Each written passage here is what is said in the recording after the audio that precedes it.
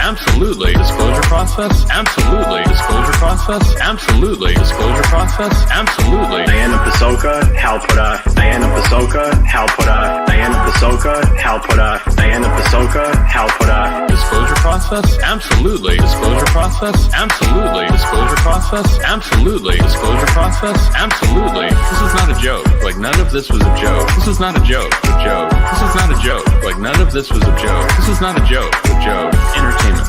Entertainment. Entertainment. Entertainment. Entertainment. Entertainment.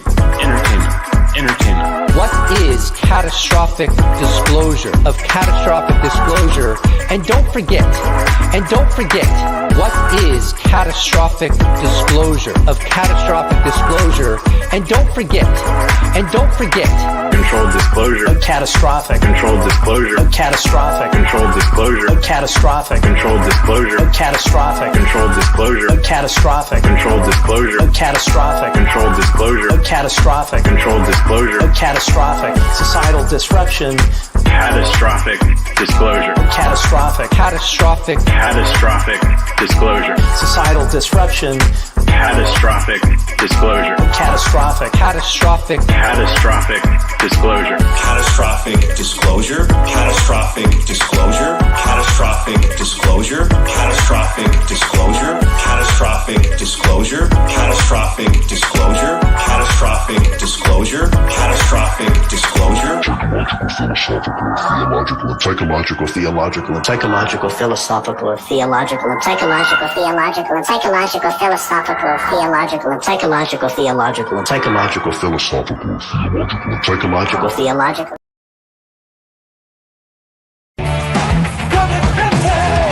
Truthseekers, seeking the truth. A truth so bold it's hard to hold.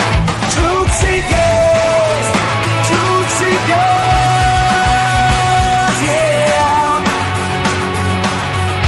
Place the cash, place the cash.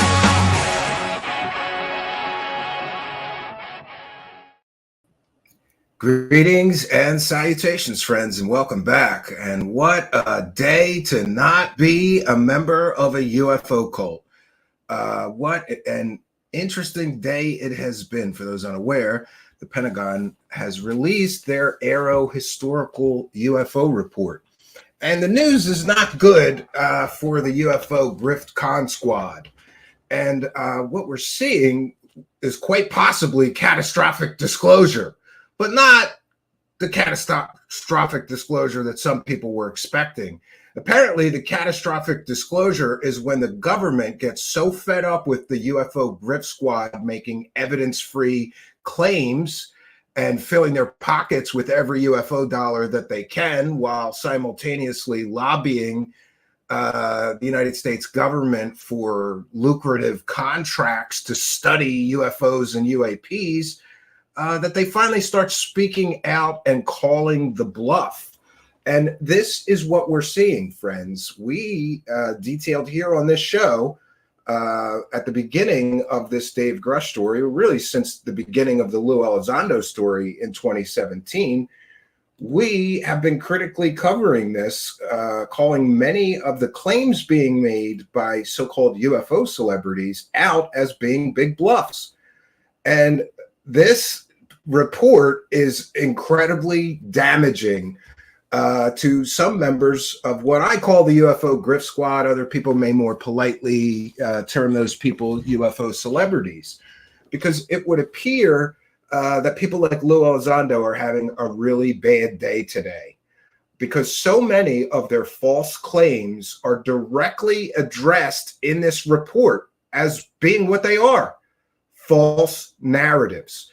And it's interesting that, you know, the UFO grift game has now changed, because for years, decades, in fact, private citizens could make all kinds of claims about government cover-ups and the government having alien bodies and technology.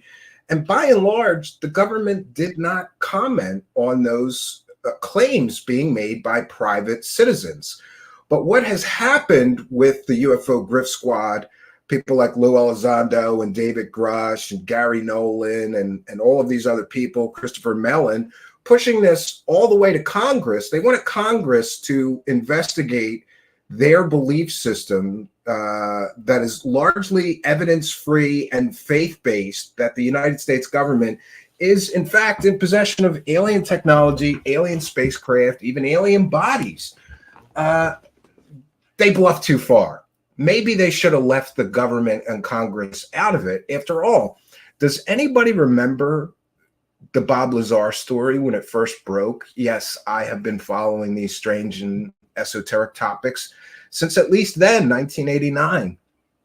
The government has never issued, to my knowledge, definitive statements denying Bob Lazar's claims of either being a real scientist, working at Area 51, working on alien spacecraft, whatever. They have never called the bluff of these UFO grifters. But the UFO grift game has changed. So congratulations, you grifters who grifted too far, who bluffed too much, and have now ruined the UFO grift game. Do you realize what a can of worms you grifters have opened up? Because now it appears that there is a marked change in United States government policy about people making claims with no evidence and demanding investigations and all of this. So the UFO grift game is gone. They have essentially, they have ruined their own grifts. Now I know we've seen time and time again that the grift must go on. And what I predicted would happen when this report released is already happening. Just claim cover-up. Just say the government is lying, and you can roll on with your grift. But the problem is that this report is incredibly specific about specific claims that certain members of the UFO grift squad member team have made, and they are refuted. And I believe that you can cry cover up. You could say, oh no, the government's lying. They really do still have those alien bodies and all that. Well, there's a big change now, because apparently the United States government is not just going to sit there and let UFO grifters lie to the American public anymore. And I, for one, applaud that. Now, I have to preface my remarks tonight with saying I don't by and large, just trust what the government tells me. After all, let's just look at some examples like, oh, I don't know, the Gulf of Tonkin, weapons of mass destruction, things like that. I don't just trust that they're telling me the truth. I'm evaluating all available evidence, and I get it. Some people want so desperately to believe these things are true, it's easy to just say they're covering it up. But it's more difficult to say that when you look at the credibility issues involved. The people who are claiming there's a cover-up have all been filling their pockets with every UFO dollar they could for years, in some cases decades now. This report essentially calls their bluff and says they have no evidence. There's no people with firsthand knowledge. There's nobody that has corroborative or verifiable, empirical, real evidence to prove the claims are being made. Essentially, what we have is a game of telephone and people telling each other stories. In other words, a bunch of UFO fans circle jerking each other off, telling each other stories, but never providing the evidence. This report, to me, I was falling off of my chair reading this thing. Now, I've included a link to the unclassified final Department of Defense all-domain anomaly resolution office report on historical record of U.S. government involvement with unidentified anomalous phenomenon, UAP. We've included a link, but we're going to get into specifics of what is included there. Now, a lot of people are saying that, you know, this is a 60-something page report, but the last bunch of pages is really just citations and sources. So it's really 45 or 46 pages of actual information. And then they provide all of their cited sources. Now, some of the UFO Grift Squad members are not happy and are already lying through their teeth. And I have specific examples to show you of the same people who pushed this false narrative since when? 20 cases, right? In other cases, decades, people have been pushing these false narratives. But interestingly, the government has finally had enough, it would seem, and started to push back against this. But like I said, people are now losing their minds, lying through their teeth, making new claims. And here's one of the hallmarks of the UFO con squad grift scumbags like Ross Coulthart. Yeah, that's right. I call Ross Coulthart a scumbag. He has been caught selling at least 5 completely and totally fake stories. So what does he do when the government calls his bluff? He invents new evidence-free fake stories to explain away this report that essentially says none of these people have any evidence. And it's also interesting to point out that the reporting of Stephen Greenstreet from the New York Post seems to be 100% accurate. It is the same small group of UFO promoters and activists involved in all of this stuff. And some of the people that David Grusch was getting his information from were interviewed by AARO and found that they had no evidence. So interesting. We're going to get into all of this, but we're going to begin tonight. I'm going to share my fair use banner. We're going to begin tonight with the muddying the waters bullshit defenses of scumbag disgraced journalist Ross Coulthart. And by the way, I know scumbag is a very strong word, but Ross Coulthart essentially accused members of British Parliament of being child predators with no evidence. That's something that a scumbag disgraced journalist would do. So right off the bat, Coulthart comes out with new conspiracy. Here's how you can spot when somebody's full of shit. When they pushed one conspiracy theory that gets completely debunked as a false conspiracy theory, and then they immediately and instantly create new conspiracy theories to explain away the debunking of their first set of conspiracy theories. We've seen it happen. Happens all the time in UFO land. You get caught, just claim cover up and Men in Black, right?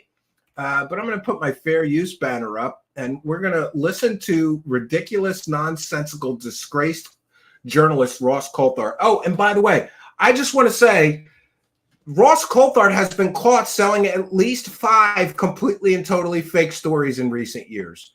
Or is it 4 or 5? Who cares? It's 4 or 5. So, you know, the fact that he's pushing the Grusch story and he's been caught selling so many other completely and totally evidence-free fake stories should be a red flag that the Grusch story may not be true. But, you know, don't let things like history, facts, and credibility and evidence get in the way of a good UFO fairy tale if it gives you that circle-jerking UFO disclosure boner that you want so badly. And by the way, all of these scumbags that push the Grusch narrative, all of these scumbags that push the false Lue Elizondo narratives should all be banished from this thing. At the very least, they got it all wrong. They wouldn't even allow a critical discussion. They wouldn't even allow people to critically think.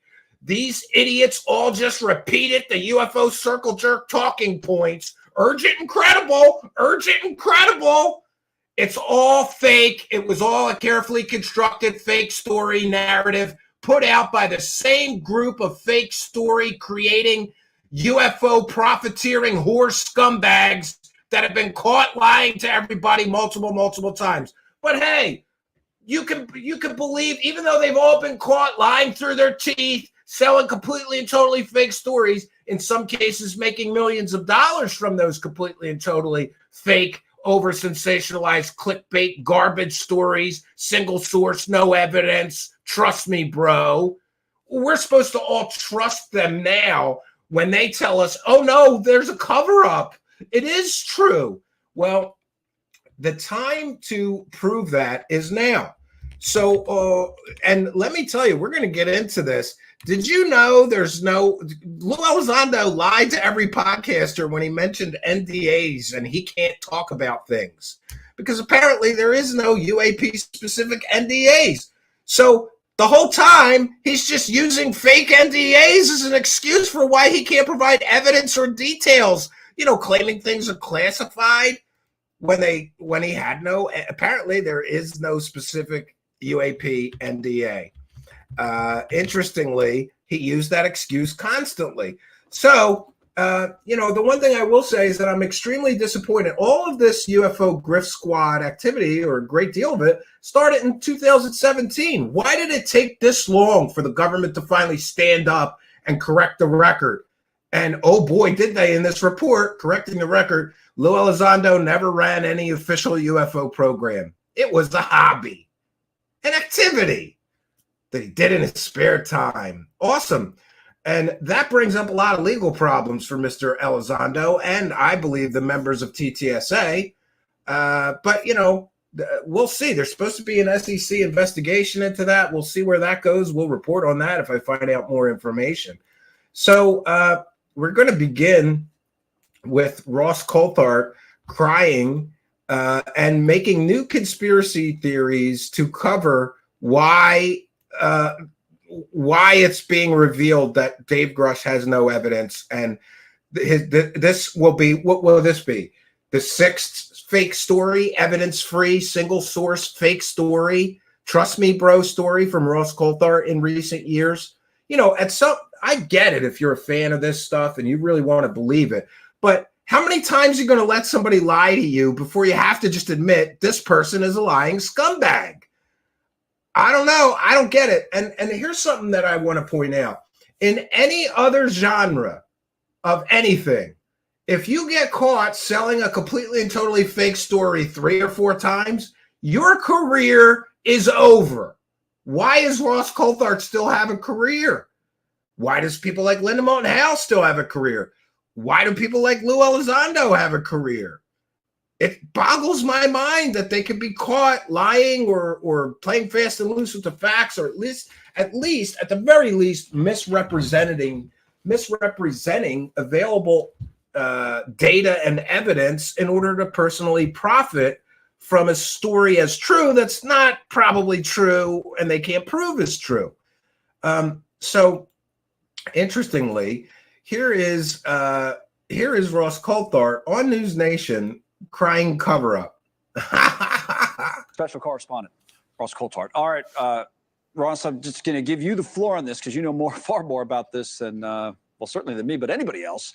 This report, the headline, as Joe says, basically no evidence of aliens or any. Yeah, and now would be a good time for Ross Coulthard to show everybody the location of a giant alien spaceship he says is on Earth, right? He could totally disprove them. And here's the thing that we all have to keep in mind going forward when evaluating these people that have been making these claims, these fantastic out-of-this-world claims for how long.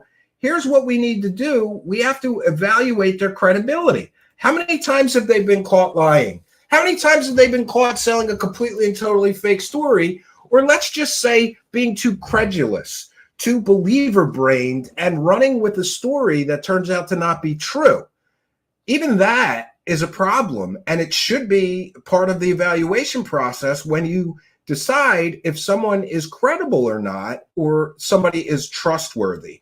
And I'm here to tell you that any so-called journalist that got caught selling 3, 4, 5 completely and totally fake stories is not somebody that you trust, especially to make outrageous claims and then not have the evidence to back it up. But here we go. We'll get into this. And I want to cite fair use. This is transformative work. We're educating the public. And I love going to News Nation because they're the people that started all of this. And now, News Nation, 277 days of constant coverage of this evidence-free Dave Grusch story.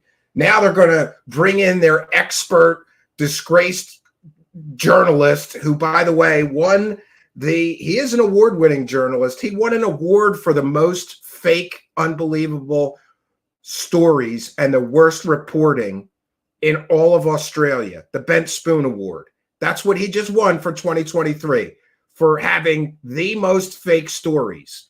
And the fact that he's on a so-called news network as an expert, having been given the Bent Spoon Award for most fake stories in all of Australia, is hysterical to me. Become a cover-up of aliens. You say what? Good evening, Connell. Well, firstly, I don't think anybody's surprised that the Pentagon is making a pronouncement like this. I'm talking to... I don't know. I think a lot of people are surprised. Multiple people tonight. And here's where he's going to do more. Trust me, bro. Look, Dave Grusch was a trust us, bro. David Grusch, the whole story was single source. Trust me, bro. Now he's going to claim he has new sources all of a sudden, right? New sources. Can we see those sources? Can you name them? Oh, no, I can't. People inside the legacy retrieval program, reverse engineering program that is being secretly operated by people within the US government. So he's claiming he's talking to members of the real secret UFO alien crash retrieval programs. Great. Then why don't you prove the government wrong and name them? Why don't you call their bluff? If they're bluffing and there's no evidence, if they're bluffing that there's no evidence, why don't all these grifters stand up and say, here's the evidence, bitches? Why don't they do that? You know what a huge win that would be for the disclosure movement if you could prove that the government was indeed covering these things up, was indeed lying about them? You would be in the history books. You would have more movie and book deals and TV show deals than any UFO person ever in the history of this entire movement. But you can't do that, right? This is another bluff. Remember, this man once bluffed that he had conclusive proof of alien technology, all confirmed by this man. I can't believe that he's going to make up new fake shit to cover his old fake crap. And here we've got everybody doubling down now. Lue Elizondo is going to double down. No, I really was the director of a fake Pentagon program. No, I really was. I really was in the land of make-believe. Government and private aerospace who hoot with laughter at this feeble attempt by the Pentagon to try and stop the issue being discussed any further. We know for... And you've got to love that while they're interviewing Ross Coulthard, they're playing a debunked video of balloons, right? And Ross Coulthart is going to cry and complain that there's a cover-up while he's on television next to a fake UFO video. You gotta love it. A fact that the Inspector General of the intelligence community, that is the oversight body. Here's where he lies. He's about to tell some big porkies here. For the intelligence community, separately from the Pentagon, has made a determination that David Grusch's complaints are credible. And his complaints of reprisal, not his alien claims. And Ross Coulthart, you understand language. You understand that when you can't do this. He's conflating two different things. The urgent and credible lie is being used to claim that the Inspector General of the intelligence community found David Grusch's alien and UFO claims urgent and credible. That is a complete and total lie. So, hey, Mr. Bluff, get me an on-the-record statement from the intelligence community Inspector General co-signing Dave Grusch's alien and UFO claims as urgent and credible, or saying that his claims are true, because he's going to say that here now, too. He's completely and totally lying through his teeth to cover up yet another 100% evidence-free fake story that he got caught pushing for this whole year. It's wonderful. Urgent. And that's why they were referred to the Congress for investigation. Right. And I was only just recently in Washington talking to senior staffers, senior congressional representatives. Here's more fake sources he can't name. More anonymous. Trust me, bro.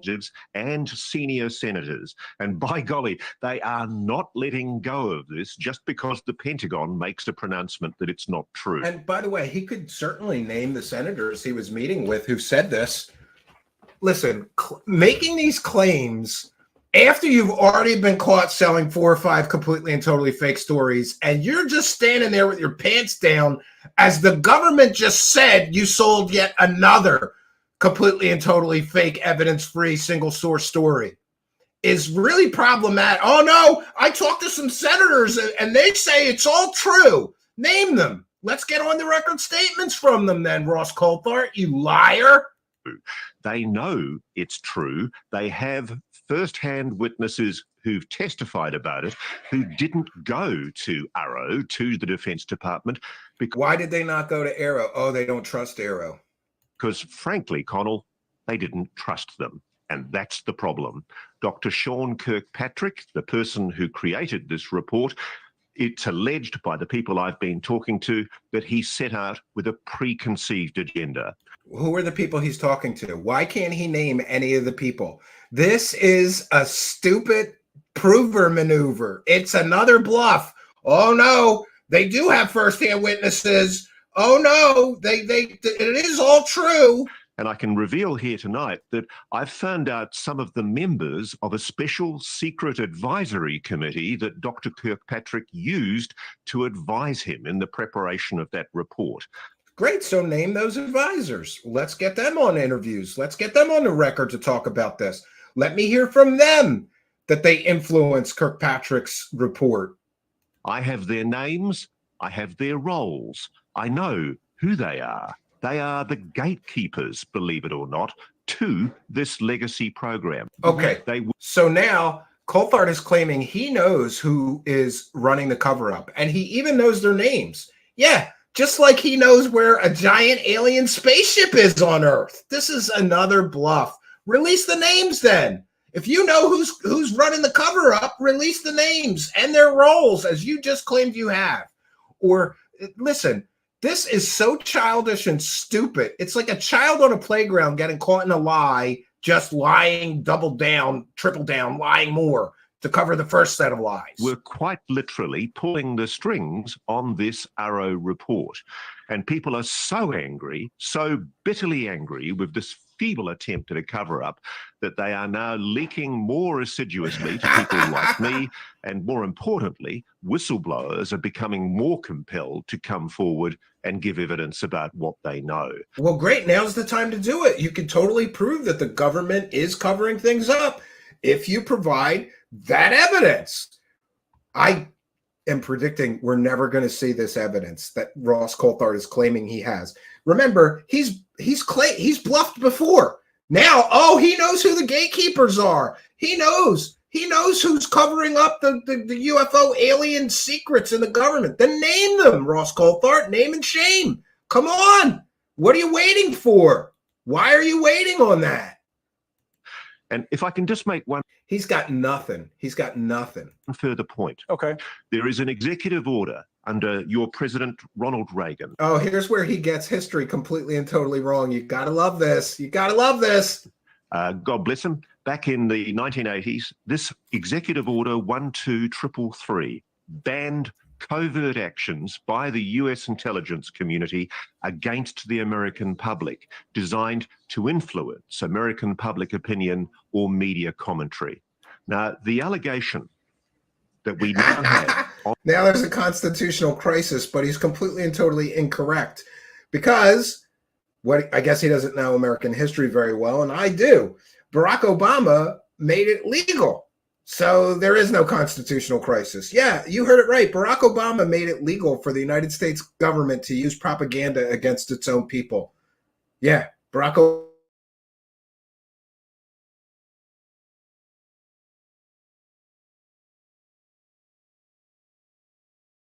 Constitutional crisis, separate arms of government.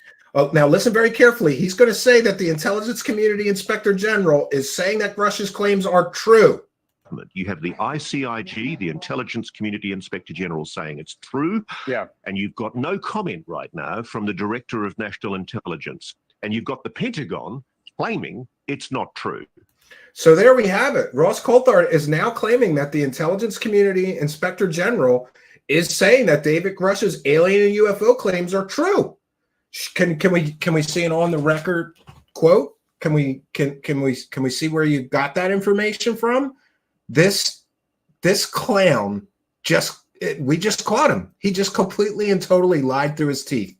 Nowhere did the Intelligence Community Inspector General say that David Grusch's alien or UFO claims are true. He also didn't say that his alien or UFO claims are either urgent or credible. That was in reference to his claims of retaliation, waste, fraud, and abuse. So, there's a game being played here, and someone is deceiving you. And yes, I'm here to tell you there is a cover-up. There is definitely a cover-up. And here's what's being covered up. These UFO profiteering scumbag grifters have been bluffing, having evidence they did not have. How many times has Ross Coulthard been caught bluffing evidence? Remember, he claimed and bluffed, 100% bluffed, that he had, quote, conclusive proof of alien technology, all confirmed by this man. Then you cut to a shot of Michio Kaku. Michio Kaku didn't confirm shit. That was a bluff, right? Then we get David Grusch. Oh, no, I interviewed 40 firsthand witnesses, and they have all this evidence. Where's it at? Now he's bluffing that people said things they've never said. He's saying the Intelligence Community Inspector General said David Grusch's claims are true. Which claims? See, it's a game. And the use of language and tricky language is an often employed tactic of the Grift Squad members. Show me an on-the-record quote of the Intelligence Community Inspector General saying that Dave Grusch's alien and UFO claims are true. He can't, and he won't. They did not say that. So who's lying? What about the evidence of the program, the reverse engineering program I'm talking about? Because the way they phrased it in their description from the Pentagon was that there was no verifiable evidence for claims the U.S. government and private companies have access to or have been reverse engineering extraterrestrial technology. So they say there's no verifiable evidence. Is there? The word is verifiable. Right. And the issue is, did AARO have the will and the powers to actually kick the doors in and go? Yes, they mentioned in the report that they had full access to everything they needed. So that's another lie from the Grift Squad that goes out the window after today. Oh, they don't have Title VII authority. Yeah, they did. And they stated clearly in this report they had full access to everything they needed to investigate. So more lies from Coulthard trying to cover for another fake story. And boy, this one's a whopper, man. His latest, this Dave Grusch story, is the biggest fake story he's ever pushed. How's he going to recover from this? Oh, just claim cover-up, right? Just claim cover-up. Claim the government's lying with no evidence they're lying. See, like I said in the beginning of the broadcast, the game has changed. And now these grifters are going to have to prove things when they make claims against members of the government. And they can't, and they won't. So interesting. Let's see what else Clam Coulthard says. And do the investigating. That didn't happen. Even the aerospace bosses who claim in the report that they've got no knowledge of extraterrestrial technology or a reverse engineering program, they haven't formally been put under oath. No, but they had to write up and sign their statements according to the report. But I get that. Okay, they didn't testify under oath. Testifying under oath doesn't really mean anything. How many times have we seen people testify to Congress under oath and be proven 100% to be lying? The Ray Elliott and UFO cult lied straight to Congress's face. And yes, legislation was passed based on their testimony, even though it was completely and totally false testimony, right? And what about the mass surveillance, right? Members of the government sat there with a straight face and lied to members of Congress. Were they prosecuted? No. And asked to testify under the oath that would make them commit perjury if they were lying. There's been no attempt proactively by AARO, because they don't have the power to do this, to go into these facilities, the addresses of which, the locations of which were given to them by David Grusch and other witnesses. They haven't made those inquiries. So frankly, Connell... Well, that'll be interesting then, because also, you know, at some point, you then call the government's bluff. If the government is calling your bluff saying this is all fake, then why don't you call the government's bluff and say, here's the evidence, bitches? It's always this cat and mouse game. There's always some reason or excuse for why they can't show the evidence. Oh, no, Dave Grusch gave them the names and the locations, and they didn't look into it.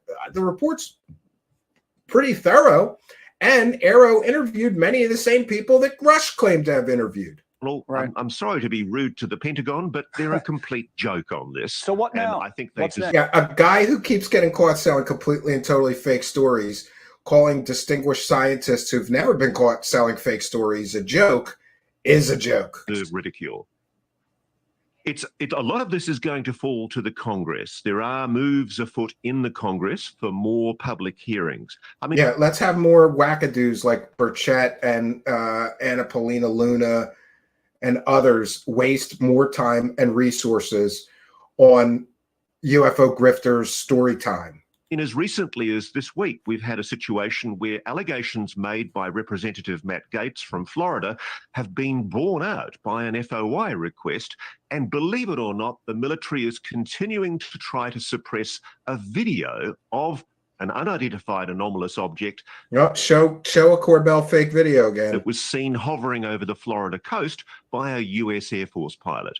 If there's nothing in this, if this is all poppycock, if it's all nonsense, and if it's all the fictional claims of a bunch of tinfoil hat crazies, why are US Air Force pilots not being allowed to reveal what they shot with their videos on their gun cameras? What is the US military hiding? And well, could be hiding weapons tests of a classified nature, Ross Coulthard. And since you're such a big proponent of not violating national security secrets, after all, you can't tell us where the giant spaceship is, you would think you would understand that. Why is it so reluctant to expose itself to proper transparency? I don't know the answers to any of those things, but I do know. Yeah, he wants transparency from the government, but listen to these claims that he just made. I know exactly who the gatekeepers are who influenced this report, but I can't tell you. I know where a giant spaceship is on Earth, but I can't tell you. I know where the names and locations of these UFO crash retrieval programs are, but I can't tell you. He wants transparency from the government, but he has no transparency and is just able to make up whatever ridiculous claims he wants to make up, right? Oh, I hear he's starting a new podcast. And what's the guy's name? What's his partner? Bruce, Zabel? Oh, no more need to know? Yeah, I guess Bryce Abel had enough of people questioning, selling fake stories and pushing false narratives. Is he quitting on you? And you're starting your own podcast by yourself? Oh, poor Colt Art. Did you lose your Grift Squad partner? Oh, I enjoy any segment that includes the term poppycock. So thank you, Ross. It's good to see you. We'll stay on this, obviously. Good to talk to you too. All right. So there's that, friends. I'm going to take a moment to recognize and welcome in the live chat. If you're chatting on our Rumble chat, Twitch chat, our Facebook live feeds, our Twitter live feed, our Instagram feed, or our YouTube feed, welcome one and all. 1 second here. We want to take a moment to thank some kind and generous benefactors like Sidvich, who's been a member for 22 months. And he says, smash that subscribe and like button. Woohoo.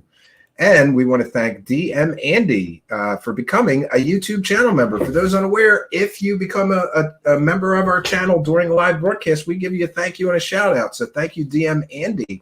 And thank you, Sidvich, who's been a longtime show supporter and a member for almost 2 years now. We thank you all for your kindness, generosity, and support. And I thank you for helping us to praise the cash. Praise the cash, praise the cash, praise the cash.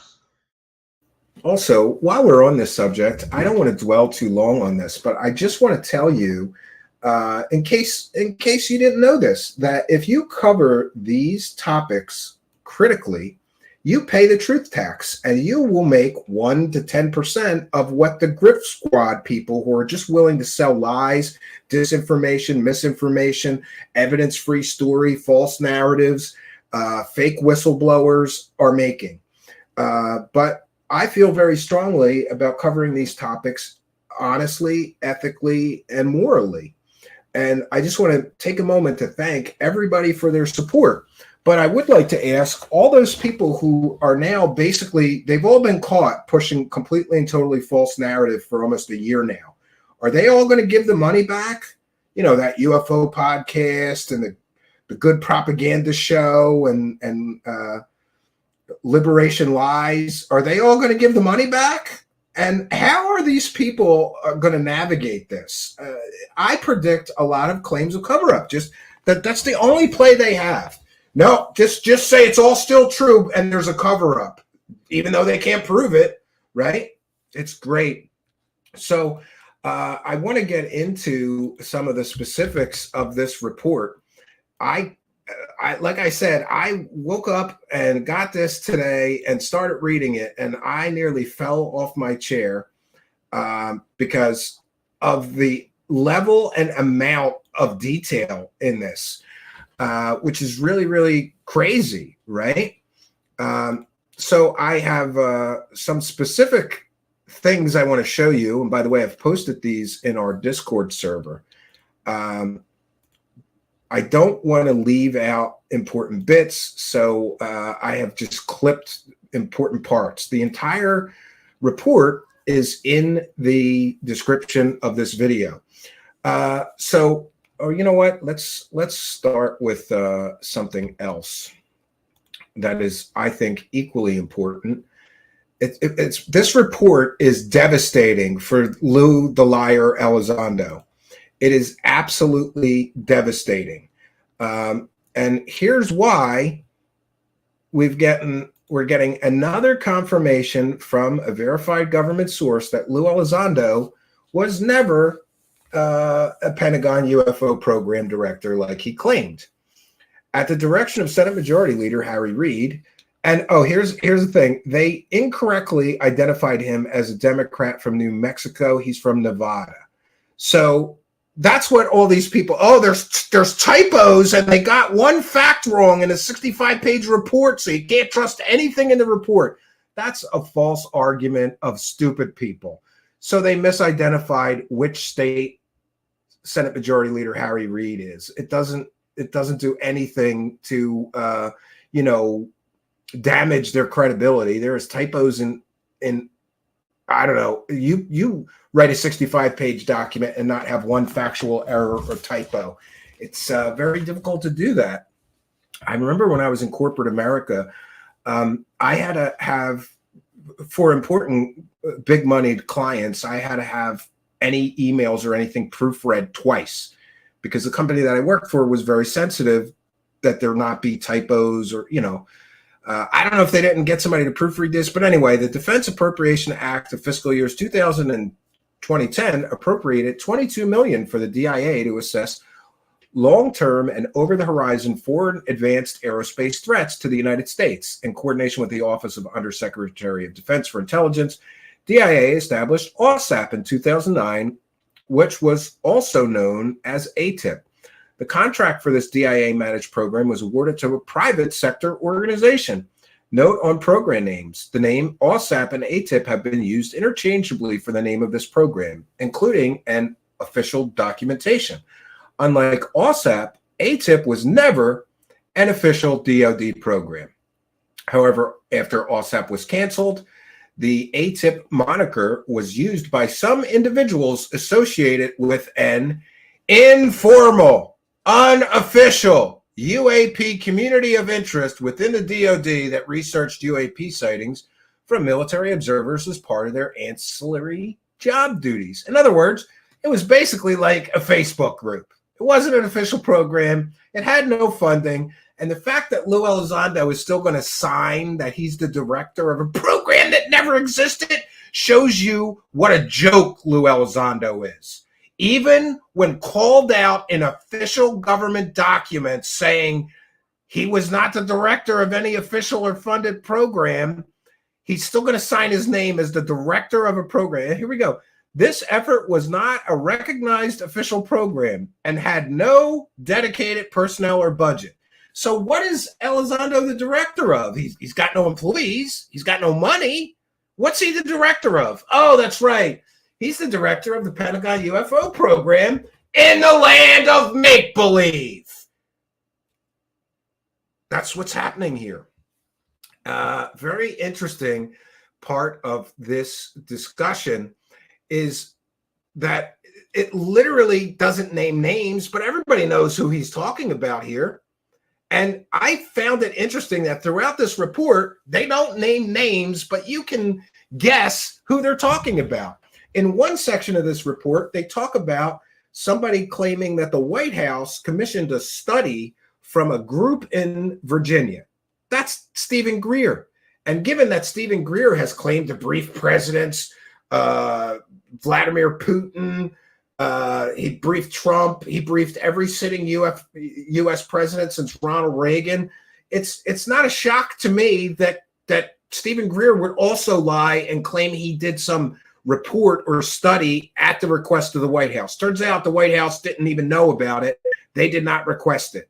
So interestingly, in this situation, what we get is they're not naming names, but anybody familiar with these situations can instantly know who it is that they are talking about. More bad news for Mr. Grusch and for Lue Elizondo. And that would be this. Remember TTSA telling people that they had spaceship parts, or they might be spaceship parts? Arts Parts is now and will forever be a hoax. And that hoax is specifically addressed in this AARO report. Sample of alleged alien spacecraft is an ordinary terrestrial metal alloy. AARO learned through an interviewee that a private sector organization claimed to have in its possession material from an extraterrestrial craft recovered from a crash at an unknown location from the 1940s or 1950s. The organization claimed that the material had a potential to act as the terahertz frequency waveguide and therefore could exhibit anti-gravity and mass reduction properties under the appropriate conditions.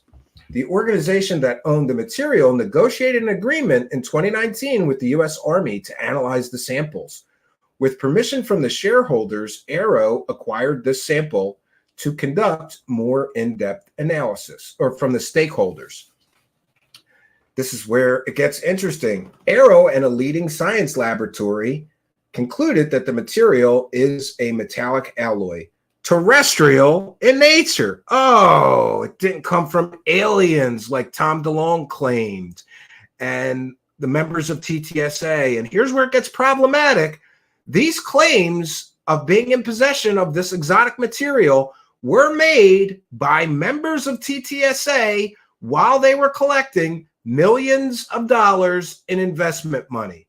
Then they got a contract with the Army for what was that, over $1 million, right? All for junk. All right. AARO, a leading science laboratory, concluded that the material is a metallic alloy, terrestrial in nature, and possibly of U.S. Air Force origin, based on its material characterization. It was also assessed from the material is mostly comprised of magnesium, and the bismuth present was not pure layer per layer per initial claims. So all those claims about, oh, how this material couldn't be manufactured on Earth and this couldn't be earthly material, it all falls apart. All the arts parts, TTSA, bullshit lies completely and totally fall apart. How many times are we going to catch these grift people, these UFO grifters lying to everyone before we start saying we have to scrutinize every single thing that they say and fact check every single thing they say and assume they're lying until they prove they're not? The U.S. Army had also conducted in-house analysis of the sample. And while AARO generally agrees with its conclusions, AARO found that the structure was not purely layered magnesium alloy and bismuth. So even the descriptions that DeLonge and others were talking about, or let's forget DeLonge, go back to Linda Moulton Howe. She made all those claims too. All the claims that were made about these arts parts material were completely and totally bunk, wrong, bullshit, right? AARO assesses that a separate private sector organization's recreation of this metallic sample was almost certainly conflated with claims that the aerospace industry was attempting to reverse engineer off-world technology. So a private company tried to recreate this material to see if it could be done. That gets conflated with the aerospace industry is trying to back engineer this alien technology. Great. Prior to AARO's acquisition of the samples, the organization fabricated a replica of the sample to determine if it could be done. The same organization made an attempt to replicate the sample at the same specific location cited by the interviewee as the location where the interviewee alleged to have participated in discussions about transferring UAP crash materials. The claim that extraterrestrial technology was being reverse engineered almost certainly was conflated with this material fabrication. So there we go. Bad day for Lue Elizondo. First, the government comes out and says, no, he never ran a UFO program. Oh, and remember that UFO material that they collected millions of dollars in investment money to study, right? And it couldn't be made on Earth. And if you shoot a terahertz, if you shoot this at it, it levitates. Remember? Tom DeLonge said that on Joe Rogan. And the internet does not forget. So it would appear that people were literally lied to while TTSA allegedly lied to, I don't know, about this material while TTSA was soliciting public investor dollars. Also, there's a real problem with saying that Lue Elizondo ran a Pentagon UFO program and collecting UFO money. But I'm going to check in with the SEC and try to get an on-the-record statement from a member of the Securities and Exchange Commission who investigate these things to explain to me how it's legal to claim you ran a government UFO program while you're soliciting investment money from the public. I posted, people posted on my Twitter, somebody posted something about, now's the time to sue and get your money back, because this is proof positive that TTSA basically misled and misrepresented Mr. Elizondo's role in the Pentagon while they were soliciting investor money. Yeah, and here, I'm going to share some of the comments. People are not happy. Maybe this is one of the investors. Who knows? When you have no evidence, blame AARO and Wikipedia. This person says, so it was just Lue at his desk LARPing as a UFO program boss. Yes, it was just Lue at his desk, live action role playing as a UFO program boss. If you invested in TTSA, this is the time you sue him. This is the proof you need to recover your funds for the investor fraud. It's a very clear case now. Lue is done. And that's somebody's opinion. We're just sharing it here. I'm not making claims or accusations, but I did share this, often referred to as the Truth in Securities Law. The Securities Act of 1933 has two basic objectives: require that investors receive financial and other significant information concerning securities being offered for public sale, and prohibit deceit, misrepresentations, and other fraud in the sale of securities. So, big can of worms is being opened here. I don't know how anybody can say that TTSA did not misrepresent Lue Elizondo's resume in order to sell people stock. I don't know how anybody could say that they did not deceive people claiming that they were going to build a spaceship while soliciting investor money.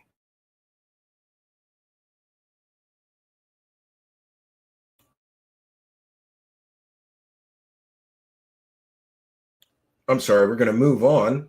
We've got plenty of other things to cover here. So I'm just going to share this from The Average Chris because I was too lazy to make these screenshots myself. Thank you, The Average Chris, for sharing them for me. This is a real problem. The Average Chris says, life sucks when you get exposed for the fraud you are, especially when it's your former employer. And this I can't agree strongly enough with. Also, if you're going through Matt Ford to make a statement, that shows how irrelevant you truly are.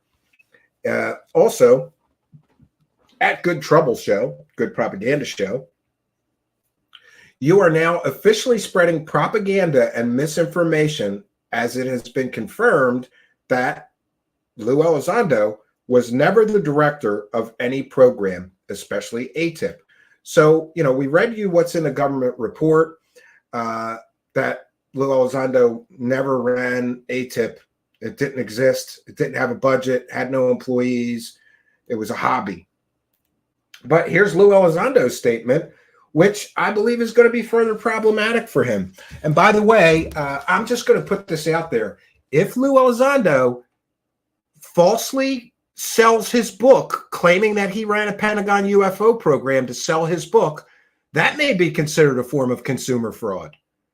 But again, I'm not a law enforcement officer. I'm not a prosecutor. I'm not making allegations. We're just talking about things and raising questions and concerns. Should it be legal for Lue Elizondo to market a book claiming that he is the former director of the Pentagon's Advanced Aerospace Threat Identification Program, if the Pentagon itself says, no, he wasn't? Should he be allowed? Let me know what you think in the comments. Let me know what you think in the live chat. Should he be allowed to market a book based on a lie? Wouldn't that be considered a form of consumer fraud? Like, can I just sell a book saying that I ran a Pentagon UFO program? And if he can sell a book claiming that he ran a Pentagon UFO program and have no evidence or proof that he did, then I can too, right? I'll sell a book. Well, come on, I could use some money. But here's Lue Elizondo's statement. And again, all of these grifts, these guys got eviscerated in this report. Multiple of these UFO grift squad members got eviscerated, but no more. I don't think anybody got it as much as Lue Elizondo in this. But here's his statement. It is inconceivable that the Pentagon continues to go down this road of obfuscation and denial. Kind of like Lue Elizondo obfuscates and denies when people try to press him on actually running a funded real Pentagon UFO program, right? And here he says, this is where I always get confused with Lue Elizondo, because he throws in facts that don't matter to the argument. Our adversaries have already stated for the record they have their own UAP programs. What does that have to do with anything? Who cares? Yeah, other foreign governments have UAP or UFO programs to protect their skies. But okay, he goes on to say, is this not important to the Pentagon? This report is not only inaccurate, but also misleading in many of its assertions. Great. If it's inaccurate, show us where it's inaccurate. Oh, he can't, right? He can't, because then he'd have to offer specifics. And now he's not going to be able to hide behind the NDA excuse anymore, because that excuse comes falling down. Same for Grusch. You can't say NDAs. You can't say, oh, I can't tell you. Furthermore, this is yet another example of a long list of missteps by the Pentagon in recent history. It's a sad day for democracy when the American public, I love this, when the American public is being fed misinformation under the guise of truthfulness and transparency. Do you mean, Lue Elizondo, like the misinformation that you are the former director of the Pentagon's Advanced Aerospace Threat Identification Program? Because that's misinformation. Do you mean misinformation like we've got pieces of alien spaceships? Because you did that, right? Do you mean misinformation like we're going to build a spaceship with investor money, with a revolutionary power source that will change the world? Do you mean misinformation and disinformation like that? This is classic projection. He is accusing the government of that which he has already done. He has put out provable fake information, provable false claims in order to solicit money, right? Provable false claims he's put out. But he's going to say we're being fed misinformation under the guise of truthfulness and transparency. Isn't truthfulness and transparency the way you sold you and this entire false narrative? Lue Elizondo, former director. I love how he's doubling and tripling down. This makes him more of a clown. When you get caught lying through your teeth from the government, I mean, how much do you got to lie for the government to say, you know what, we had enough. Let's correct the record. This clown never ran a Pentagon UFO program. It wasn't official. It wasn't funded. It had no employees. It was unofficial effort. In other words, a hobby. And you're still going to sign your name as the director of a program that didn't exist. You're still going to sign your name as the director of a Pentagon program that had no funding, had no employees, and never existed. You are a director of disinformation, Lue Elizondo. You're a director, all right. A director of fake information, false information, misinformation, and disinformation. He's the director of the Pentagon program in the land of make-believe. And the fact that this childish man, he reminds me of a child too, because what is he, like 4 foot tall? But I really shouldn't get into his appearance. There's plenty of other things, including his immoral and unethical way that he handles himself. The fact that this clown is still going to no, I'm not lying. I did run a program that didn't exist. At some point, look, I get it. If you looked up to this guy or you thought he was some kind of hero, I get it. But think of the ridiculousness of this. Like, imagine if you fudged your resume and said that you were the director of something you weren't. And then your former employee publicly calls you out and said, he's lying. He never ran any program. It wasn't a real program. And you just double down and say, yes, I did. I'm still going to sign my name as this. And I will immorally, unethically, and possibly illegally still market a book claiming this false claim.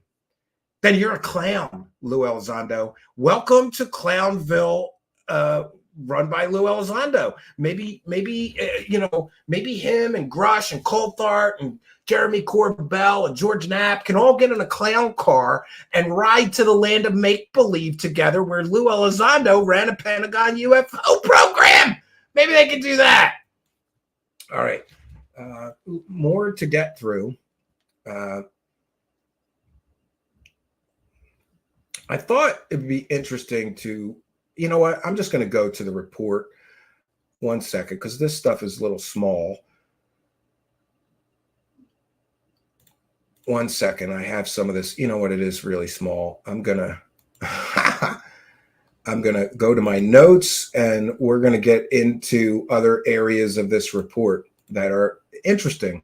You know, we're going to start at the very beginning because I think they made some interesting comments at the beginning of this report. And I was amazed at the level of detail of this. So 1 second, let me share my screen. And this whole report is in the description of this video or podcast. If you're listening in audio podcast land, you could go to the description of the podcast and find this material that I am sharing. You can read the whole report. I'm going to make it really big because I'm literally half blind. Let me check here. Okay, so we're going to go. I have notes for what I thought were the most important parts of this. We're not going to go through all 45 pages. I have here notes of pages that I found of specific interest, so we could just go through those. Oh, but you know what? Before we do that, I had some other things to share concerning Mr. Elizondo and false claims that he apparently has made in the past bunch of years. Not a good day to be Mr. Lue Elizondo.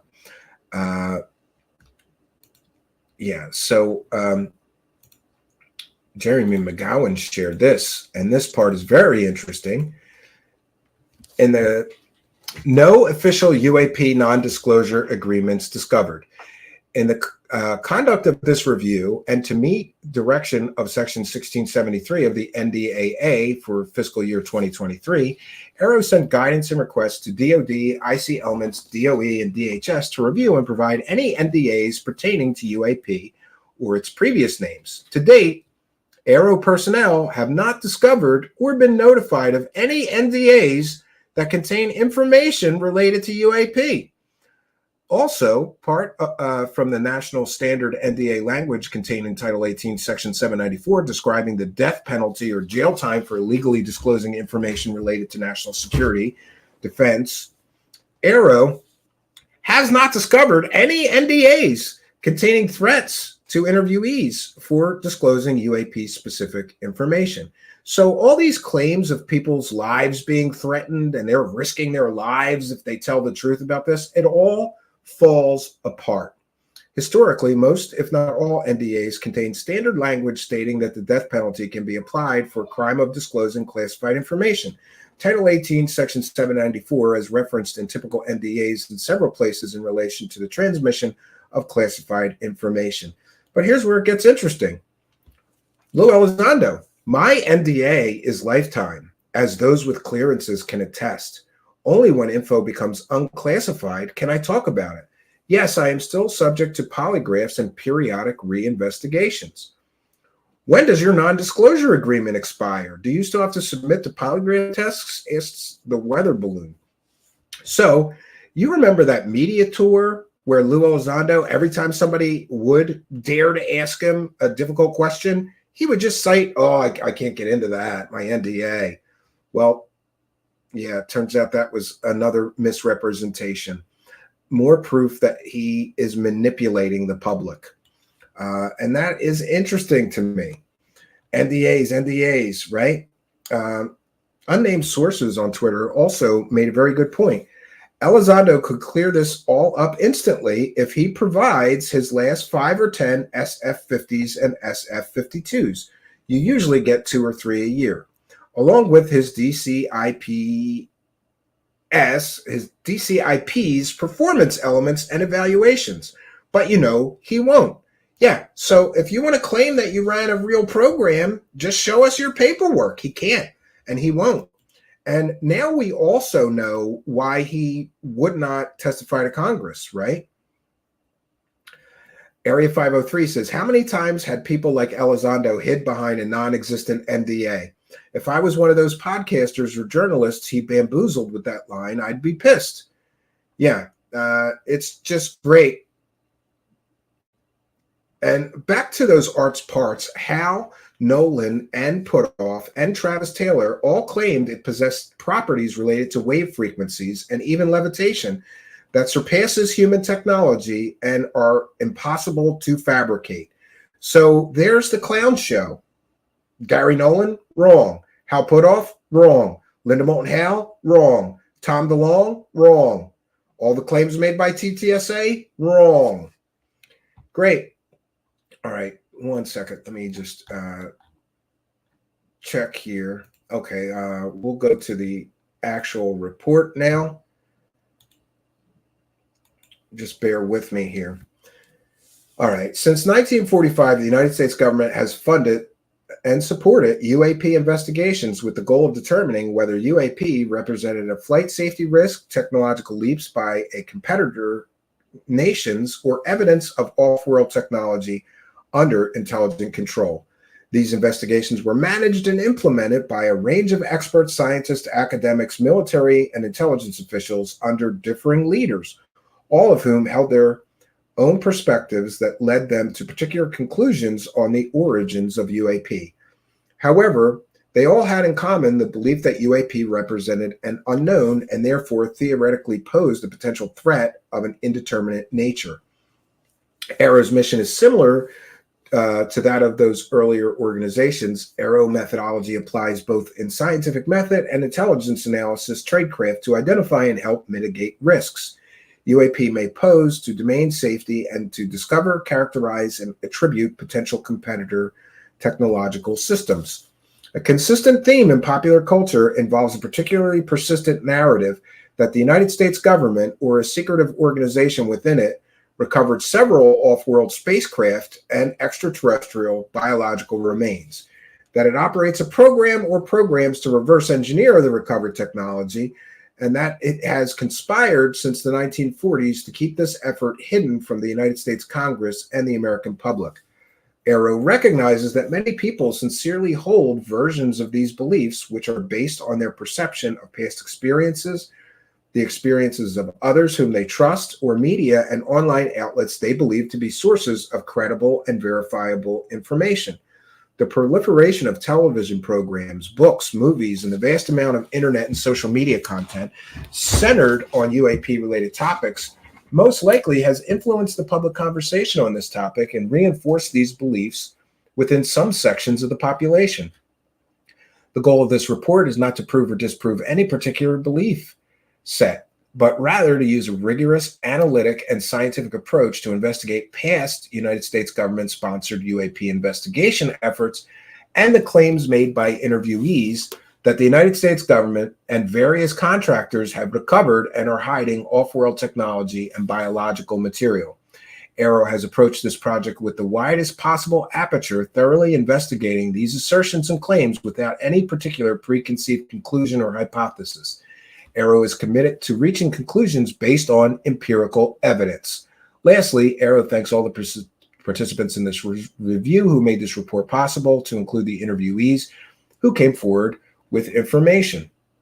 Now, this executive summary, right off the bat, we're only on page 3, right? AARO, or I'm sorry, we're up to page 7 already, but the first bunch of pages are just, table of contents and all. Anyway, AARO found no evidence that any United States government institution, academic sponsored research, or official review panel has confirmed that any sighting of a UAP represented extraterrestrial technology. All investigative efforts at all levels of classification concluded that most sightings were ordinary objects and phenomenon and the result of misidentification. Although not the focus of this report, it is worthwhile to note that all official foreign UAP investigatory efforts to date have reached the same general conclusions as the United States government investigations. Although many UAP reports remain unsolved or unidentified, AARO assesses that if more and better quality data were available, most of these cases could be identified and resolved as ordinary objects or phenomenon. Sensors and visual observations are imperfect. The vast majority of cases lack actionable data, or the data available is limited or of poor quality. Resources and staffing for these programs largely have been irregular and sporadic, challenging investigatory efforts and hindering effective knowledge transfer. The vast majority of reports almost certainly are the result of misidentification and a direct consequence of the lack of domain awareness. There is a direct correlation between the amount and quality of available information on a case with the ability to conclusively resolve it. AARO found no empirical evidence for claims that the United States government and private companies have been reverse engineering extraterrestrial technology. AARO determined, based on all information provided to date, that claims involving specific people, known locations, technological tests, and documents allegedly involved in or related to the reverse engineering of extraterrestrial technology are inaccurate. Additional claims will be addressed in Volume 2. AARO successfully located the United States government and industry programs, officials, companies, executives, and documents identified by interviewees. In many cases, the interviewees named authentic United States government classified programs, well known and understood to those appropriately assessed to them in the executive branch and legislative branch. However, the interviewees mistakenly associated these authentic United States government programs with alien and extraterrestrial activity. AARO has reached the following high confidence conclusions related to UAP non-disclosure agreements.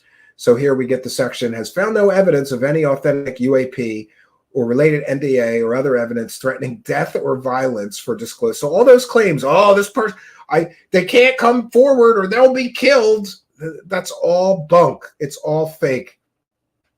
I will say this though. I think it was Weird Reads by Emily said, like, they just asked the CIA if they have the aliens and the CIA said no.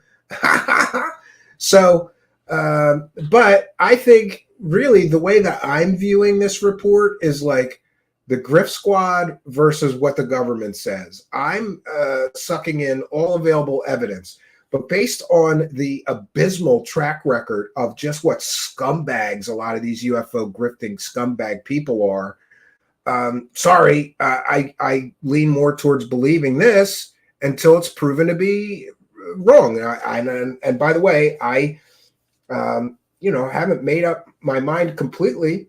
Prove me wrong. Prove the government wrong. Alleged UAP intelligence community document. And this is great. An alleged 1961 special national intelligence estimate that was leaked to online sources and suggests the extraterrestrial nature of UFOs is inauthentic. In other words, it's a fake document. And what have we said here repeatedly, time and time again? These people have stories. They have fake documents to back up their claims, fake whistleblowers. Aliens present during a DoD technology test.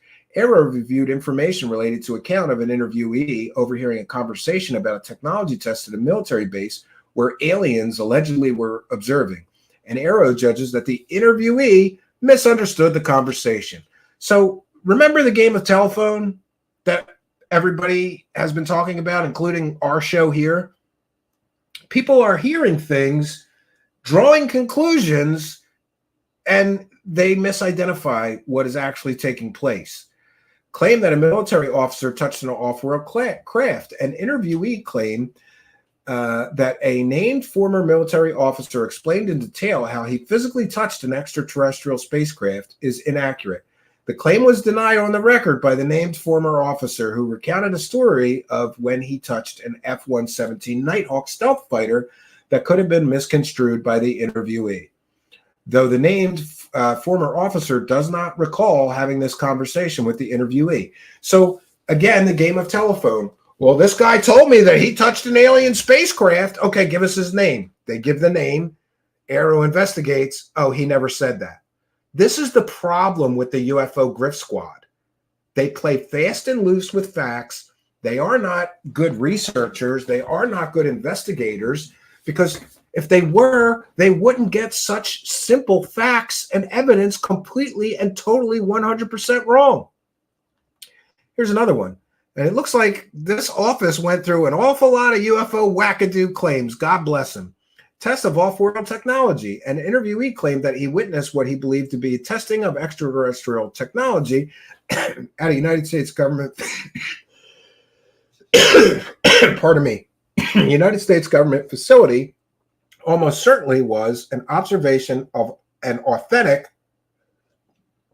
non-UAP related technology test that strongly correlated in time, location, and description provided in the interviewee's account.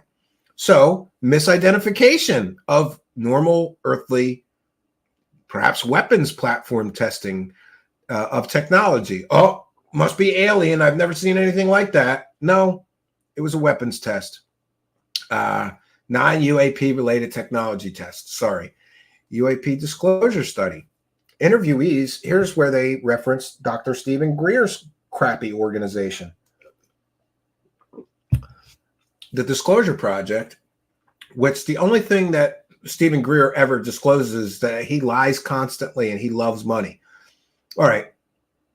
Interviewee claims that between 2004 and 2007, the White House requested a research institute in Virginia study the theoretical societal impacts of disclosing that UAP are extraterrestrial in origin. AARO confirmed the study was conducted, but it was not requested by the White House. Gee, Dr. Stephen Greer gets caught lying to people again. And again, Dr. Stephen Greer tells people, oh, the White House commissioned this study that my organization did. People run with it. Again, game of telephone. Wrong, wrong, wrong.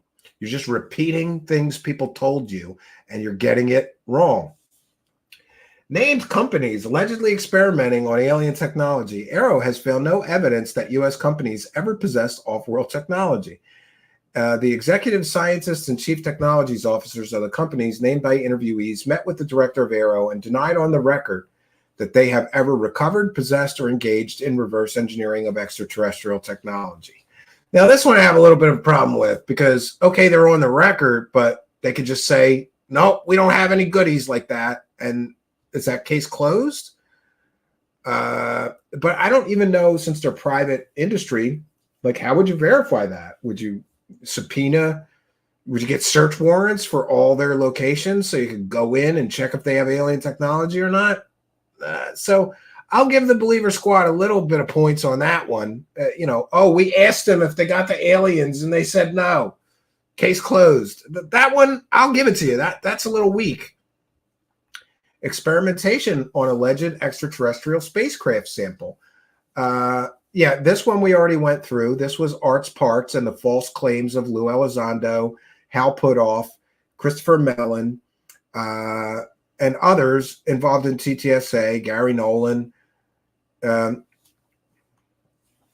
assesses that the inaccurate claim that the United States government is reverse engineering extraterrestrial technology and is hiding it from Congress is, in large part, the result of circular reporting from a group of individuals who believe this to be the case, despite the lack of any evidence.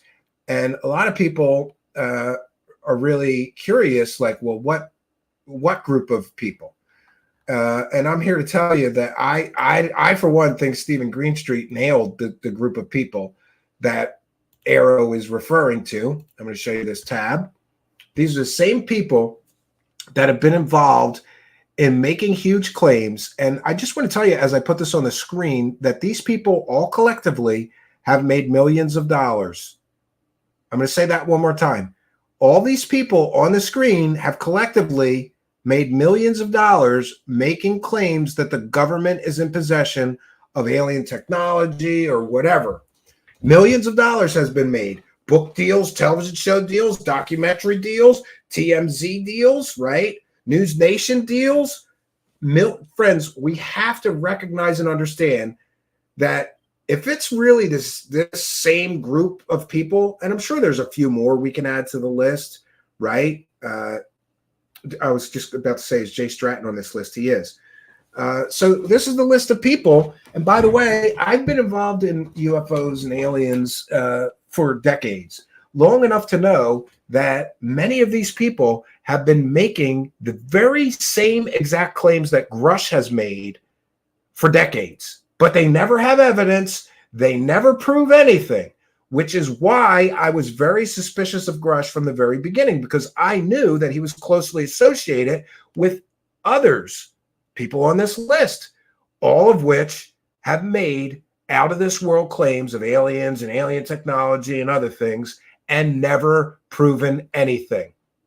So when Grusch first came out, as soon as I realized that he was closely associated with people on this list, I said, Grusch is likely full of shit, and this is likely all bullshit. And he's never going to show or provide any evidence, just like all these people never provided or showed any evidence of their claims. So that's the group of people that are influencing, and AARO, I believe AARO is referencing when they say the result of circular reporting from a group of individuals who believe this to be the case, despite the lack of any evidence. AARO notes that although claims that the United States government has recovered and hidden spacecraft date back to the 1940s and 50s, more modern instances of these claims largely stem from a consistent group of individuals who have been involved in various UAP-related endeavors since at least 2009. And who is that group of people? Somebody described it as the usual suspects, right? This is the same people that lied in the New York Times. Eric Davis, the guy who the Air Force called a crackpot researcher, Hal Puthoff, who's been involved in all kinds of paranormal research efforts, right? We've got Travis Taylor, the Skinwalker Ranch star, who can't tell the difference between a fly flying by a camera and an alien spacecraft doing, what was it, 30,000 miles an hour? Robert Bigelow, who wasted $22 million in government taxpayer-funded research efforts to study, dino beavers, poltergeists, and spooky ghost stories at a spooky ranch he owned.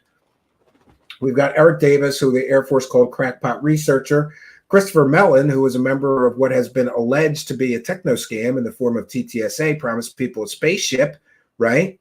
Leslie Keene, Gary Nolan, who along with Ross Coulthart promised everybody that they had conclusive proof of alien technology, all confirmed by this man. So yeah, it's the same group of people involved in all this stuff since at least 2009. Okay, so many of these individuals were involved in or supportive of a canceled DIA program and a subsequent but failed attempt to reestablish this program under the Department of Homeland Security called Kona Blue. Now, this is where it gets interesting.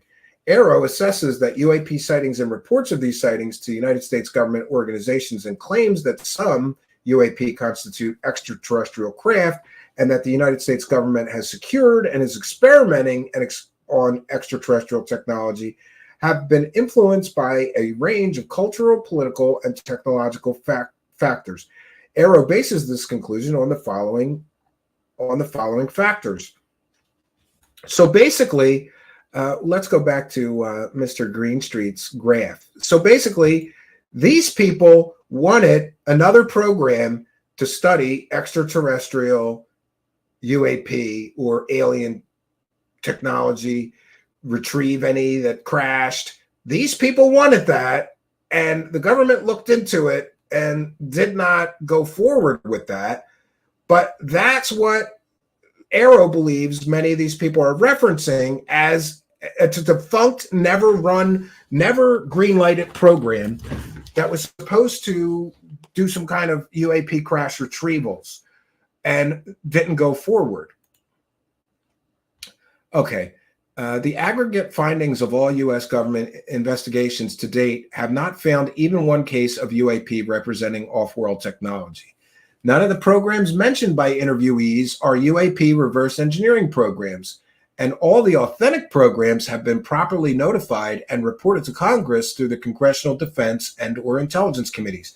So Stephen Greer, David Grusch, Lue Elizondo, and everybody else who lies and says there's these secret classified programs that aren't reporting to Congress. Totally bunk. Bullshit.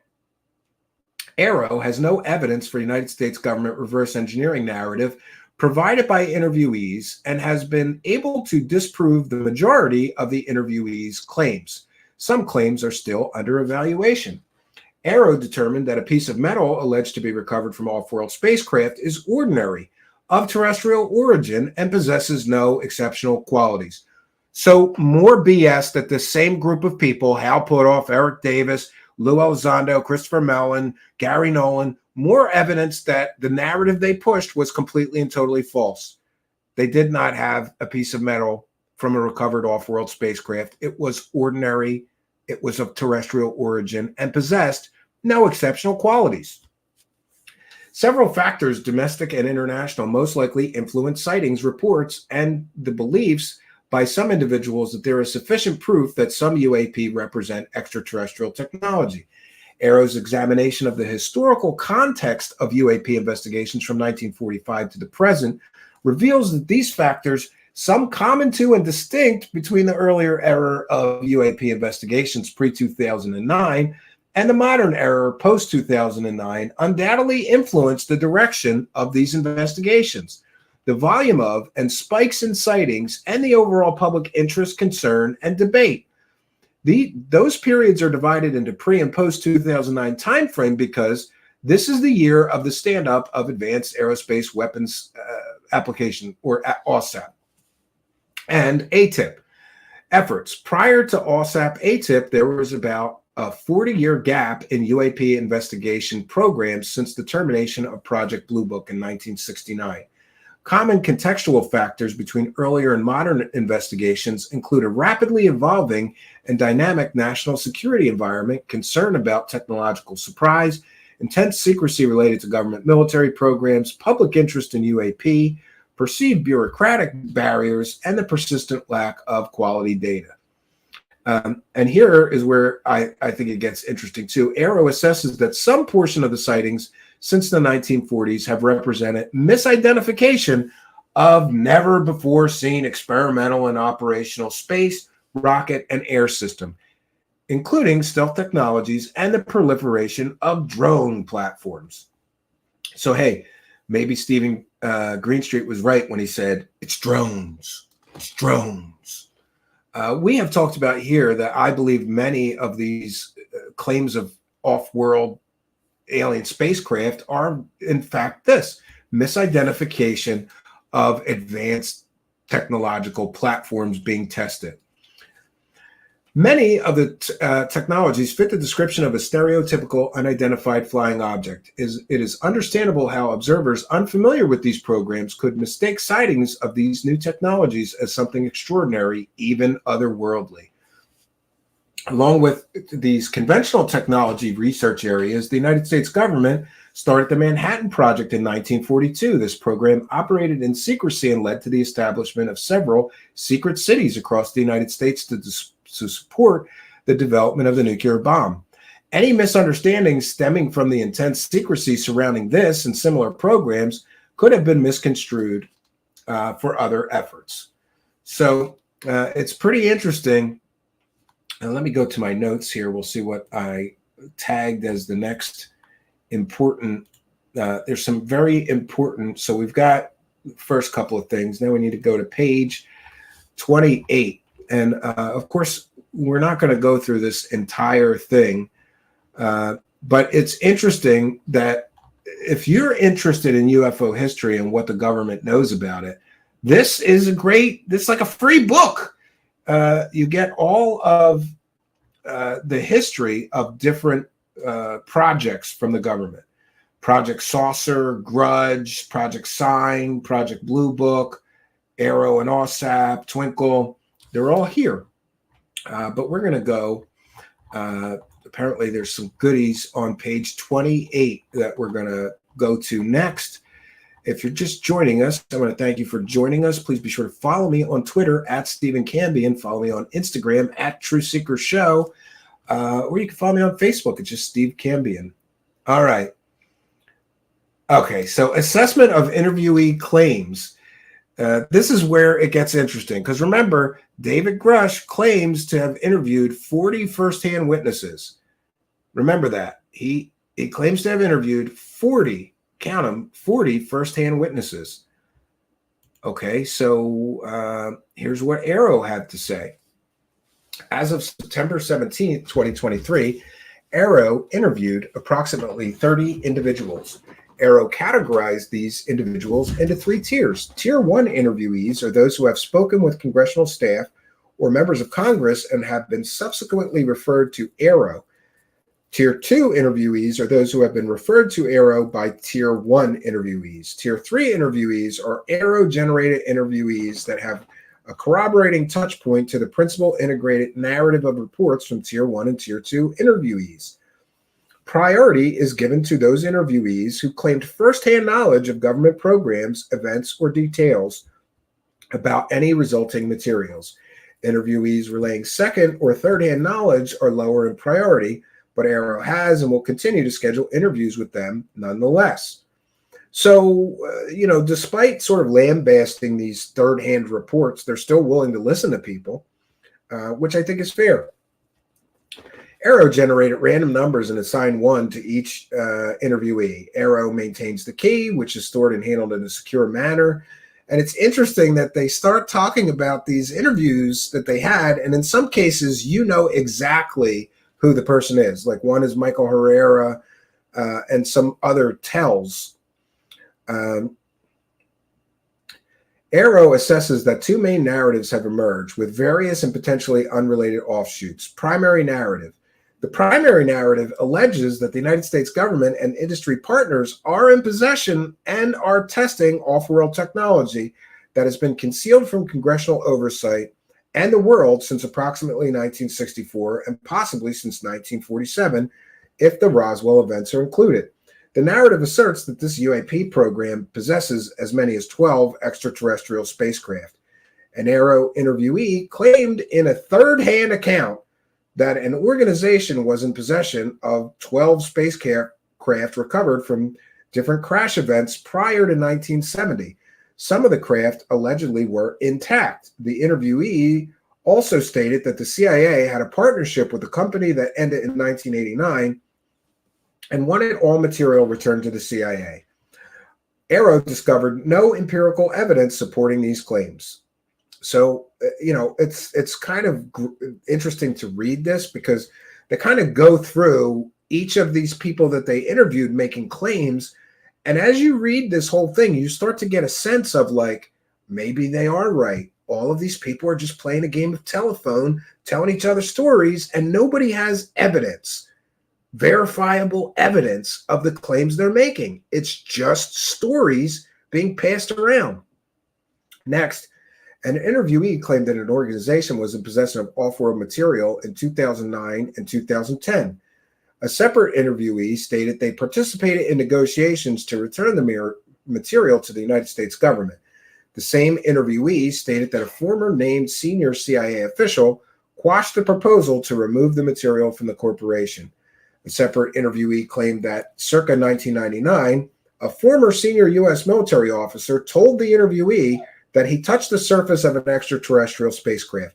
That's the one where we find out that interviewee was completely and totally wrong, and the person only stated that they touched a F-117 Nighthawk, which is not an alien spacecraft. So somebody got the story wrong and ran to AARO and said, I talked to somebody who touched an alien spacecraft. They talked to the military person who denies that, and denies even having a conversation with this person or doesn't recall it. Great. Next, 2 interviewees that participated in an alleged White House leaked UAP study in Northern Virginia sometime between 2004 and 2007. This is the Stephen Greer one. The study evaluated the impacts to society should the United States, Russia, or China disclose they had evidence of extraterrestrial beings or craft. One interviewee assumed these governments possessed such evidence. The study was conducted by approximately 12 participants who evaluated 64 different aspects of society, such as religion and financial markets, which could be impacted by such a disclosure. The study lasted 1 day, and the interviewee was not aware of any final report or to whom any report may have been delivered. So that's not evidence. That's a Stephen Greer fake story. Great. You got people. Imagine being the guy at the government that has to interview this stuff, and you've got Stephen Greer fan wackadoos coming into your office and telling you, repeating lies that Stephen Greer told his audience members or his friends. Great. Another interviewee claimed that in the 1990s, he overheard electronic communication of a conversation between two military bases where scientists claimed aliens were present during specialized materials testing. The interviewee also reported that on another occasion in the 1990s, he observed an unidentified flying object at a U.S. military facility. The interviewee described the object as exhibiting a peculiar flight pattern. An interviewee who is a former U.S. service member said that in 2009, while participating in a humanitarian and security mission in a foreign country, he encountered U.S. Special Forces loading containers into a large extraterrestrial spacecraft. That one's the Michael Herrera. That's one of Stephen Greer's fake evidence-free so-called whistleblower, another fake whistleblower that's just out there telling stories and has no evidence whatsoever of their claims. So, I get it that it's easier to just say the government's covering this up.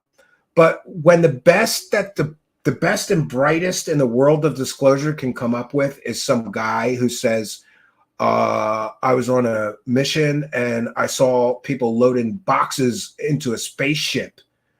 Great. You have any evidence of that? No, they took my camera. Okay. So what are we supposed to do with that? It's just a story. It has no value. Next, a separate interviewee said that a family member was part in an effort to reverse engineer an object assumed to be off-world technology in the 1980s. The engineers failed to reverse engineer the object, and it was sent to a different facility for further evaluation. An interviewee pointed out to AARO the existence of an alleged leaked special national intelligence estimate from 1961 as proof of the existence of UAP crashes. Are they talking about the NRO report? I think they might be. AARO obtained a copy of this document through open source research and evaluated its authenticity. Yeah, that document was fake. Some interviewees and public accounts underpin this story by claiming through second and third hand accounts that some NDAs may have been used to protect a reverse engineering program of off-world technology. These accounts describe the NDAs including punishment by death. So we've been over this. Secondary narrative. The other narrative is that a cluster of UAP sightings that occurred in close proximity to U.S. nuclear facilities have resulted in the malfunctioning and destruction of nuclear missiles at a test vehicle. AARO interviewed, and this is where we get into the Maelstrom incident, which we know from Brian Dunning's excellent documentary, the UFO movie They Don't Want You to See, was just a power failure. There was just a power failure. That's it. And a conflation. Maybe somebody saw a UFO a few weeks before the power failure. But there's a big jump from a nuclear facility that houses nuclear weapons having a momentary, it was only a few minutes long, power failure and flying saucers and aliens stopping the missiles from working. Big jump to those things, right? Some of these individuals claim UAP sightings near the silo, while others claim UAP disruptions to ICBM operations. Specifically, they said the ICBM launch control facilities went offline or experienced total power failure. Additionally, one interviewee told the United States Air Force videographer claimed to have observed and recorded UAP destroying an ICBM loaded with a dummy warhead mid-flight. AARO is researching U.S. and adversarial activity related to these events, including any U.S. programs that tested defensive ballistic missile capabilities. So both of those things are essentially proven hoaxes. That's what the government has to fight through. People who refuse to admit when a hoax is a hoax. Findings. AARO investigated and reached conclusions of the majority of the claims made in these narratives. In most cases, AARO was able to locate the companies, people, and programs that were conveyed to AARO through interviews.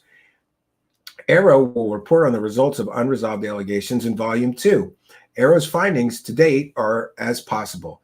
No official UAP non-disclosure agreement. So we went over that. Historically, if we went over that, there's no UAP specific. Nobody's being threatened to be murdered if they release information about UAP. That's all bunk.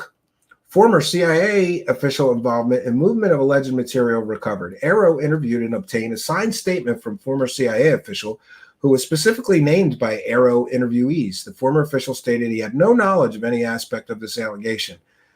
The allegation included the claimed crash of the objects, the possession and of the resultant material by the United States government and private sector. Great. So the interviewee alleged to have stopped the transfer denied these allegations. The former CIA official stated that he had no knowledge of any extraterrestrial material in the possession of the United States government or any other organization. The official signed a memorandum for the record attesting to the truthfulness of his statement. So that one falls apart. Yes, an interviewee brought to AARO's attention the existence of alleged Special National Intelligence Estimate, SNIE, dated November 5th, 1961, titled Crucial Aspects of Unidentified Flying Objects and the Nuclear Threat to Defense of the United States and its Allies.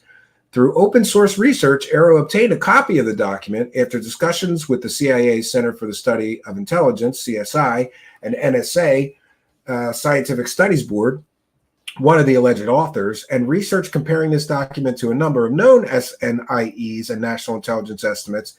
AARO concluded that the document is not authentic. This is probably one of the many Stephen Greer fake documents or other people. The inconsistencies including the document's short length, incorrect formatting, inconsistent branding, lack of dissemination, block, and coordination language. So somebody's coming to AARO saying, here's this document. It's a secret document, and it proves alien crashes and alien recovery of alien technology. And so AARO does the research on the actual document. Oh, that document is fake. So, you know, these people, if this is the best evidence that you got, fake documents. And by the way, I just think maybe you should do the research yourself. If you're saying, I have a document which proves the existence of alien crash retrievals and alien technology reverse engineering, maybe you should research that document and verify its authenticity before you waste everybody's time with a completely fake hoax document, right? AARO determined this aliens observing material test a likely misunderstanding of authentic non-UAP program activity. So here's another one. No, that didn't happen. They were testing technology and somebody misconstrued that as alien. They even tracked down the technology being tested. Allegation that a former military service member touched an extraterrestrial spacecraft. Somebody went to AARO and claimed that a former military member stated he had touched off-world aircraft. And this is where we get into my mother's brother's cousin told me, these third-hand accounts. Why are you wasting the government's time? Like, oh, this military man told me he touched a spacecraft, right? AARO contacted and interviewed the former military member who denied any knowledge of off-world technology in possession of the United States government, a private contractor, or any other foreign or domestic entity. The former military member attested that he could not remember if this encounter with the original interviewee had ever even occurred, but opined that if it happened, the only situation that he might have conveyed was the time when he touched an F-117 Nighthawk stealth fighter at a facility. The former military member signed an MFR attesting to the truthfulness of his account. So these third-hand accounts, oh no, I know somebody that touched a spaceship. I know somebody did. He said he touched a spaceship. Then he tracked down the guy. No, I didn't say I touched a spaceship. I touched an F-117. This is the best that you UFO believing clowns can do? Great. A UAP with peculiar characteristics refers to an authentic, non-UAP related special access program. AARO was able to correlate this account with an authentic United States government program because the interviewee was able to provide a relatively precise time and location of the sighting, which they observed exhibiting strange characteristics. At the time, the interviewee said that he observed the event. The DoD was conducting tests of a platform protected by a special access program. The seemingly strange characteristics reported by the interviewee matched closely with the platform's characteristics, which was being tested at a military facility in the time frame the interviewee was there. This program was not related in any way to the exploitation of off-world technology. So normal military weapons platform probably, or experimental platform, whatever. Extraterrestrial disclosure study confirmed, not White House sponsored. An organization in Northern Virginia did conduct a study between 2004 and 2007 on the societal effects of the United States or other world governments disclosed that they have evidence of extraterrestrial life. Interviewees believe the White House sponsored it. AARO confirmed through 2 former White House senior officials that the White House did not request it, nor were they aware of any such study. So here we have Stephen Greer lying to his friends and followers. I did this study. The president requested it. The same Stephen Greer who claims that he briefed every sitting sitting U.S. president since Ronald Reagan. No, he didn't. So, again, a game of telephone. I know a guy who he did a study on extraterrestrials for the White House. No, he told you he did. We checked with the White House. No, he didn't. They didn't request that. Just like nobody requests a briefing from, no president has ever requested a briefing about aliens or UFOs from Stephen Greer. He just lies and says he briefed everybody. And when I started checking all of the presidential libraries and calling him a liar, he suddenly changed it from I briefed them to I sent them a briefing, which means he sent the White House a letter. Congratulations, I'll send the White House a letter and claim I briefed the president too. Aerospace companies denied involvement in recovering extraterrestrial craft. AARO met with high-ranking officials, including executives and chief technology officers of the named companies. All denied the existence of these programs and attested to the truthfulness of their statements on the record. Yeah, and here's where Art's Parts falls apart. So that's another one. They totally fake. Art's Parts falls apart. And TTSA lied to investors, or perhaps allegedly lied to investors, or misrepresented special characteristics that material that they claimed to be in their possession had. Okay, summary.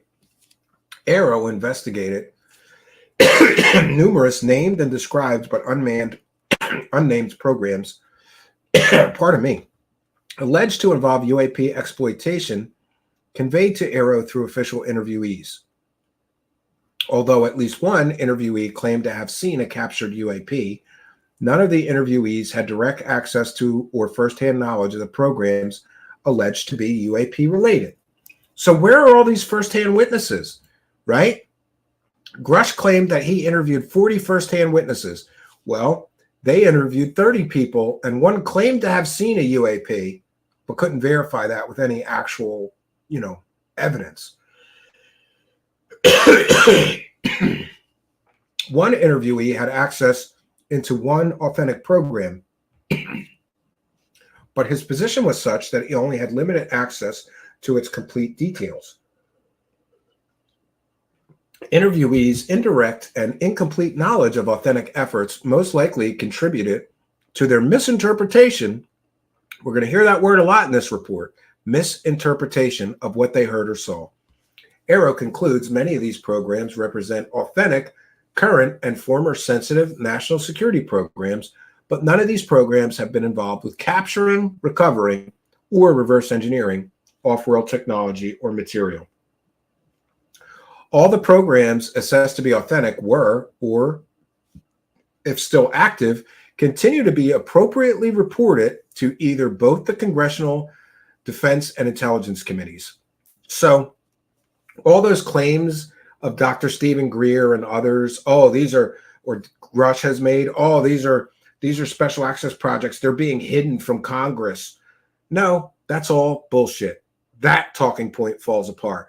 And like I said at the beginning of the broadcast, the UFO grift game has changed. Now, these grifters got to be a lot more careful about claims they make, because the government is going to start, I suppose. This is only, by the way, this is only the first report. I hear there's 3 reports like this. AARO instituted a secure process for handling information to allow interviewees to come forward to provide their statements to AARO within secure facilities. AARO established a partnership with the Special Access Program control offices for the DoD, IC, DHS to review programs identified in interviews by name or description to determine if the programs correlated in time and location to historic Special Access Program or controlled access programs. This agreement details how interviewees' claims concerning the names and description of alleged programs are handled, stored, and protected so that their veracity can be determined in a secure manner. A key part of this agreement is that AARO investigators, here's another part, AARO investigators have been granted full access to all pertinent, sensitive U.S. government programs. So the false talking point, oh, AARO didn't have Title VII. They didn't have access to some of these. They don't have the clearance to have access to some of these programs. They're too top secret. That falls apart. Again, a key part of this agreement is that AARO investigators have been granted full access to all pertinent, sensitive United States government programs. When industry partners were named, AARO interviewed senior-level, appropriately cleared executive department leads, senior scientists, and engineers. AARO determined that the following alleged U.S. government program name was portrayed inaccurately by the interviewee, Virtual Institute for Satellite Integration Training. This program is not a U.S. government-funded and supported effort. It was a program operated by a private UAP organization and had a NASA engineer as a participant. NASA verified that it did not sponsor the project. And here's where it gets interesting about this program, Kona Blue. Kona Blue was brought to AARO's attention by interviewees who claimed that it was a sensitive Department of Homeland Security compartment to cover up the retrieval and exploitation of non-human biologics. Kona Blue traces its origins to the DIA-managed OSAP ATIP program. So can we say circle jerk? Can we say circle jerk? This proposed program, a proposed UAP and reverse engineering program, was, you could trace its origins to the DIA-managed OSAP ATIP program. In other words, you can trace this Kona Blue program that people are going to AARO claiming is recovering alien technology to the usual suspects. Yes, the same people involved with OSAP and ATIP and defrauding the United States citizenry out of $22 million so that they could study poltergeists, dino beavers, shape-shifting werewolves, smoking dogmen, and other bullshit that they wanted to waste $22 million on. So isn't it interesting that it's a one big circle jerk? It's the same people making the same claims, playing a game of telephone, telling each other stories. Oh, no, there's this program, Kona Blue. And that's when the Department of Homeland Security recovers the alien bodies. And I know about it because, oh, I was involved in trying to get the government to start that program. That's how these people knew about it.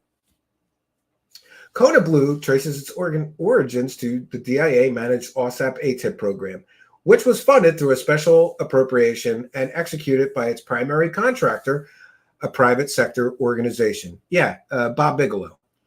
The DIA canceled the program in 2012 due to a lack of merit and the utility of the deliverables. As discussed in Section 4 of this report, while the official purpose of OSAP ATIP was to conduct research into 12 areas of cutting-edge science, the contractor team and at least one supportive government program manager also conducted UAP and paranormal research at a property owned by the private sector organization. Yes, when DIA canceled this program, its supporters proposed to the Department of Homeland Security that they create and fund a new version of OSAP and ATIP under a special access program. This proposal, codenamed Kona Blue, would restart UAP investigations, paranormal research, included alleged human consciousness anomalies, and reverse engineer any recovered off-world spacecraft that they hope to require. This proposal gained some initial traction at DHS to the point where a prospective special access program was officially requested to stand up this program, but it was eventually rejected by DHS leadership for lacking merit, or maybe, just maybe, the people that are the decision makers figured out that this same group of people that defrauded, some of which, I should say, some of these same people involved in the OSAP ATIP, who some allege have defrauded the United States taxpayers out of $22 million to study smoking dog men, shape-shifting aliens, portals, poltergeists, and other stuff at spooky Skinwalker Ranch, wanted the government to waste more money, this time on a program where they could recover spacecraft from aliens if they found any. And maybe, just maybe, members of the government went, wait a minute, these are the same people that want this program that wasted $22 million studying smoking dog men. Maybe we shouldn't do this, right? The proposed Kona Lue Blue lines of effort closely mirrored those conducted by the private sector organization for OSAP ATIP.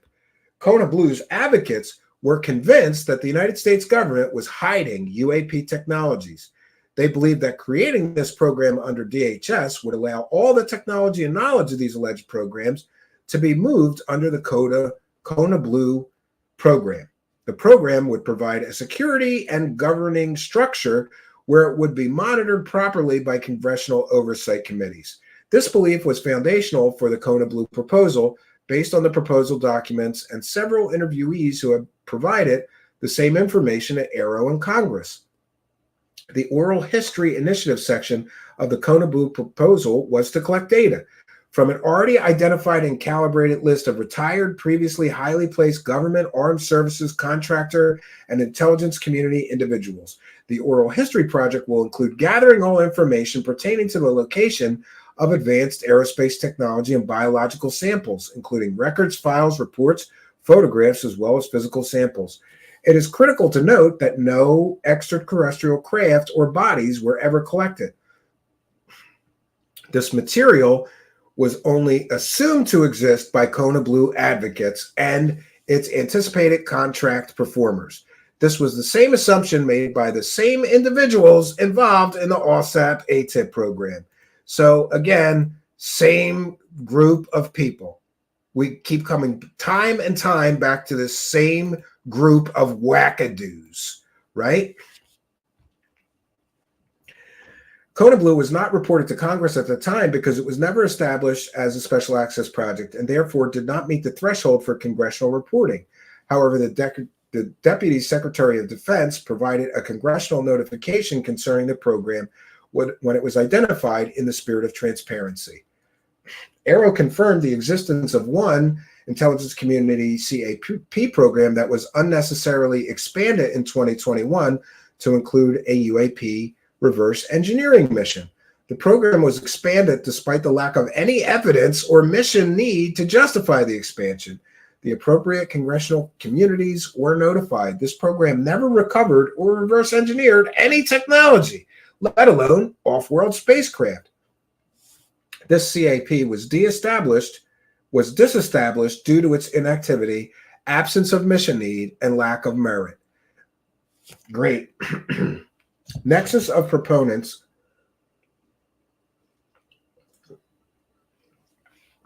This next section is nexus of proponents of the U.S. government UAP reverse engineering allegation. AARO found no empirical evidence that any UAP investigatory effort since 1945, foreign, domestic, government, private, or academic, has ever uncovered verifiable information regarding the recovery or existence of extraterrestrial beings or craft. Although AARO continues to conduct interviews, research programs, and pursue investigatory leads, AARO's work has resulted in disproving the majority of these claims using the verifiable information made within those claims. AARO researched and interviewed numerous people, programs, and leads. It has determined that modern allegations that the United States government is hiding off-world technology and beings largely originate from the same group of individuals who have ties to the canceled OSAP ATIP program and a private sector organization paranormal research effort. So these claims are all coming from the same group of people. Same group of people over and over and over again. Persons 1 to 5 and interviewees 1, 3, 9, 12, and 13 and 14 repeatedly voiced these claims in various public and private venues, and they have petitioned Congress in various capacities on UAP issues. They have not provided any empirical evidence of their claims to AARO. Persons 1 and 3 and interviewees 1, 3, and 12 were involved within the paranormal research conducted under OSAP ATIP. So persons 1 and 3 and 12, we can guess. Who would that be? They were involved in OSAP ATIP. Who would that be? Hal Puthoff, Eric Davis, right? Colm Kelleher, Jay Stratton. It's one of those bunch of people. So isn't it interesting? Same group of people involved, right? In OSAP ATIP. Person 5 and interviewees 3, 9, and 14 were involved with the alleged crashed UAP materials that were provided to the U.S. Army and subsequently to AARO for examination. So 5, 3, 9, and 14 had to come from TTSA. Who here was in TTSA? Hal Puthoff was, Christopher Mellon was, Lue Elizondo was, right? Could have been somebody else, including Gary Nolan. But those people making the claims about extraterrestrial crash material had to come from TTSA. So even though they don't name names in this, people familiar with the history know who they're talking about here. Okay. Persons 4, 7, and 8 and interviewees 1, 3, and 13 investigated UAP on their own and were responsible for successfully expanding the remit of an existing intelligence community program to include UAP exploitation language. In other words, a UFO promoter. AARO notes that persons 1 and 4 never formally sat down with AARO to provide official signed statements. These individuals have been mentioned by other interviewees frequently as sources of their claims. Person 8 held an informal interview, and interviewee 14 sat for an official interview but has not signed the memo for the record documenting this interview. So, great. These individuals have been mentioned by other interviewees frequently as sources of their claims. In other words, it's one big circle jerk, and all these circle jerkers are getting their disclosure boner hard, telling each other alien stories. But nobody's got any evidence, and nobody's got any, proof. Just trust me, bro. But it's going to be a lot harder to pull the Trust Me, Bro Act after this. It's really, really a problem. AARO assesses that the incidence of UAP sightings reported to U.S. government organizations, the claims that some constitute extraterrestrial craft, and the claims that the U.S. government has secured and is experimenting on alien technology most likely are the result of a range of cultural, political, and technological factors. AARO bases this conclusion on the aggregate findings of all U.S. government investigations to date. It goes on to say, although many cases remain unsolved primarily because of lack of actionable and researchable data, AARO and its predecessor organizations concluded that the vast majority of cases report on events that amount to ordinary objects, atmospheric and natural phenomenon, and observer misidentification. So isn't that interesting? And we're going to jump to the next section. Oh, you know what? I think we've pretty much covered what I wanted to cover. But we're gonna close with the conclusions that they drew. And interestingly, if you're a student of history, there's all of these programs detailed. So this is really a good historical review of some interesting, let's call them weapons platforms like the Predator, the Reaper, Dark Star, Polecat, Sentinel, Global Hawk. I'm going to go through, I think we're going to do a whole show just going over these UAVs, which I believe are the source for a great number of UFO reports. We should go over those, right? And we should be more informed, I guess, right? Okay, so the last section here, section 9, is the conclusion of AARO. To date, AARO has not discovered any empirical evidence that any sightings of a UAP represented off-world technology or the existence of a classified program that has not been properly reported to Congress. So, investigative efforts determined that most sightings were the result of misidentification of ordinary objects and phenomena. Although many UAP reports remain unsolved, AARO assesses that if additional quality data were available, most of these cases also could be identified and resolved as ordinary objects or phenomena. The report represents Volume 1 of AARO's HR2. Volume 2 will be published in accordance with the date established in Section 6802 of the National Defense Authorization Act for the fiscal year 2023, and will provide additional analysis on information not yet secured and analyzed, interviews not yet conducted, and additional avenues of investigation not completed by the date of this publication of Volume 1. So we've got another one coming. There will be another AARO report, historical report. So what an incredible day it has been. What an incredible document. I got to tell you, I'm actually was shocked when I started reading this. Now, I've told you that I had a source tell me that this would be devastating for the UFO Grift Squad members. But I wasn't prepared for it to be this, precise. And like, we could go through this and we can identify which interviewees they're talking about based on some of the, information that was provided here. But largely, we got to talk about this, is that it is the same group of people over and over and over and over again, the same group of people making evidence-free claims of all kinds of things, alien technology, crash retrieval programs.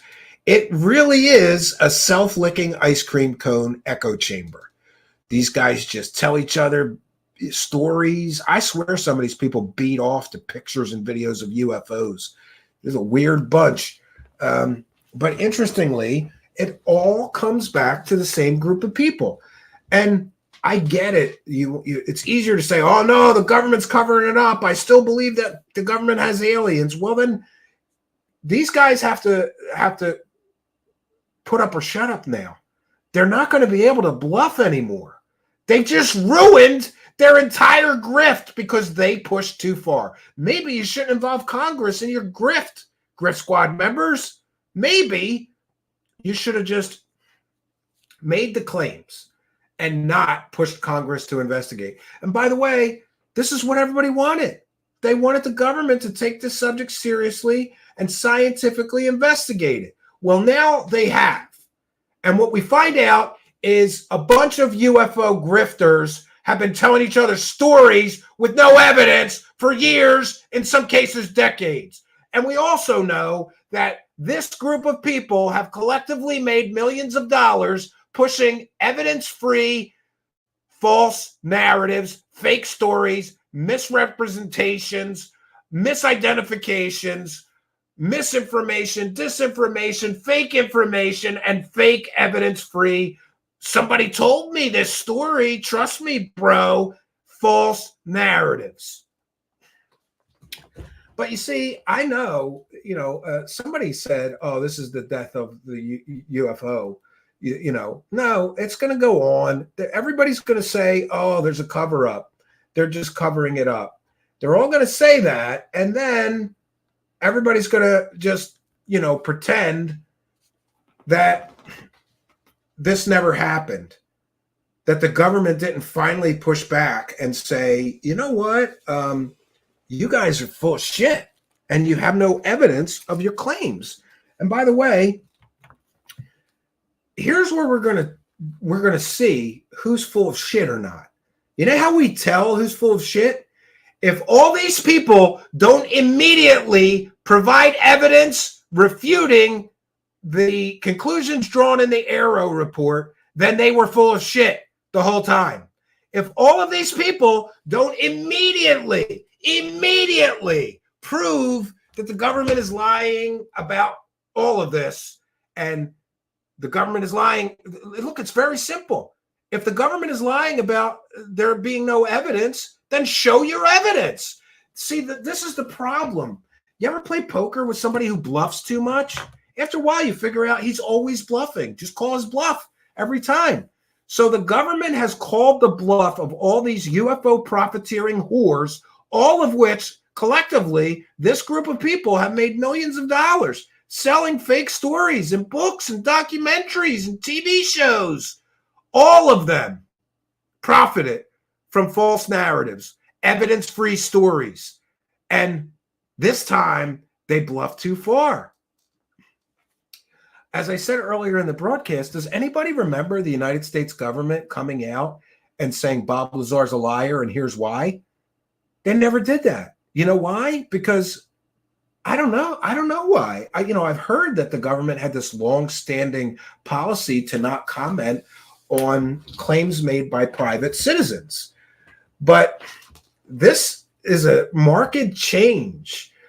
And I, for one, am glad. I'm tired of this whole subject getting ruined by profiteering grifters that have no evidence. If you're a profiteering grifter and storyteller that has no evidence, then go write science fiction books. What are you doing here?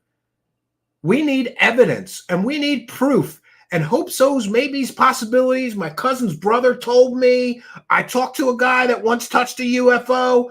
All of that is worthless. So now we're at a point where these people either have to put up or shut up.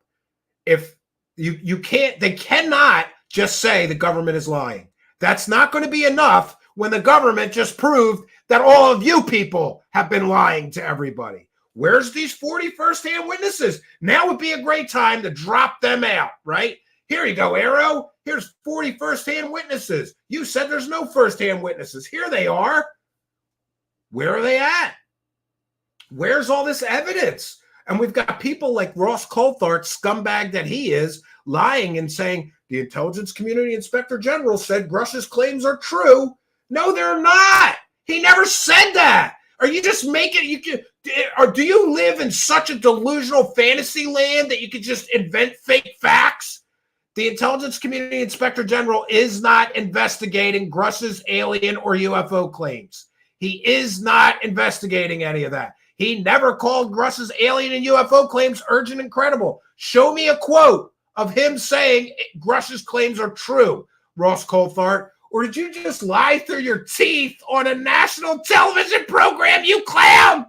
You made up fake facts. You gotta love it. So the game, my friends, the game has changed. And here we are on the dawn of a new day. And these grifters have done grift too much. And these grifters have ruined what used to be an easy grift. Just say the government's covering it up. The problem is that they somehow, were they so convinced themselves of this? Were they such in their believer brain that they went, yeah, it all must be true, right? And they jerk each other off, telling each other alien stories all the time, and they get all worked up, and they got so convinced that this is all real that they said, you know what? Let's force the government to investigate and confirm our claims because it's all true. But they all have no evidence. It's like a bunch of clowns riding around in a clown car. This is just ridiculous. And, it's unfortunate because I can remember when, I hate to say it, but this subject is just not fun for me anymore. It used to be fun when I thought some of it could still be true. And people ask me all the time, oh, who do you think is credible? Nobody. Everybody's full of shit. You just have to figure out who's the least full of shit that covers these topics that you can accept their level of being full of shit. Everybody is, right? I don't trust anybody. Everything has to be investigated. Everything has to be scrutinized. Everything. And I'm aware that Stephen Greenstreet is doing a Spaces, and I almost moved my show tonight because I'd really like to be there and listen to that, maybe if I could find it here, I don't know if I could share. I think I can. I think I could share it. So there's a Spaces going on with Stephen Greenstreet. I'm going to be listening to that as well later this evening. If you have comments or questions for me, please put them in all capital letters. I'm going to check through my, 1 second. I'm going to check through my Twitter feed and make sure there was nothing else I was supposed to share. Or no, you know what? Let me... 1 second. Now, of course, my phone decides to work whenever it wants.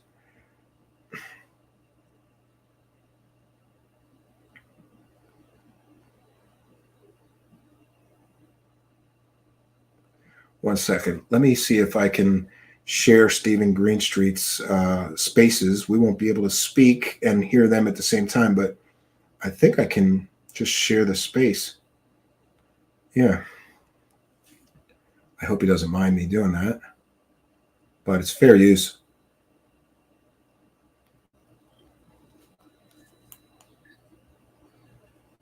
No, I don't hear anything. Why is that?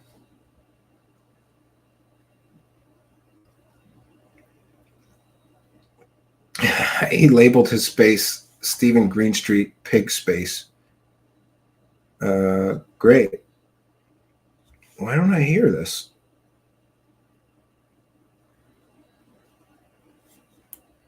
Yeah, I don't hear anything. Anybody tell me if you're monitoring that space? Is it still going on, or is there something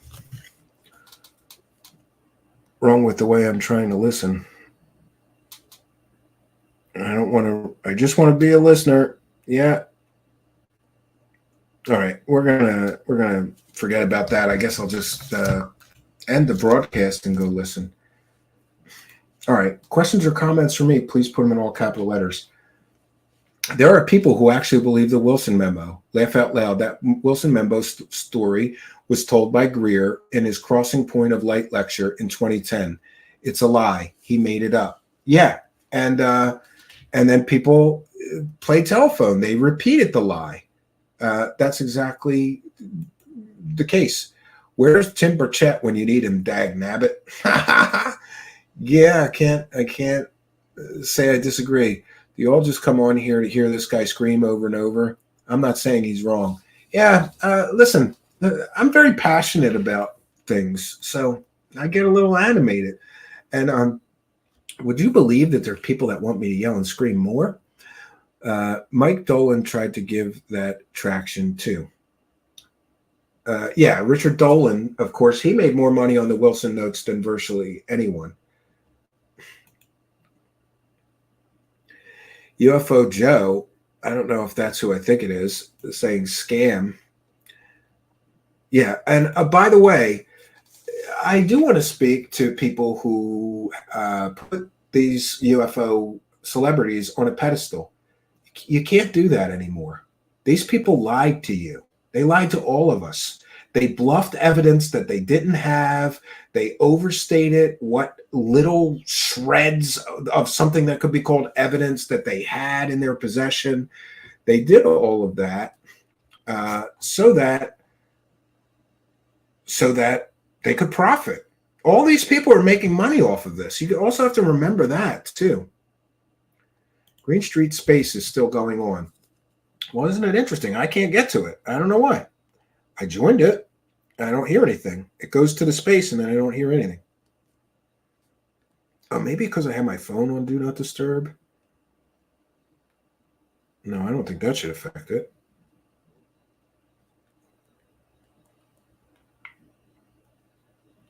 Yeah, I don't hear anything.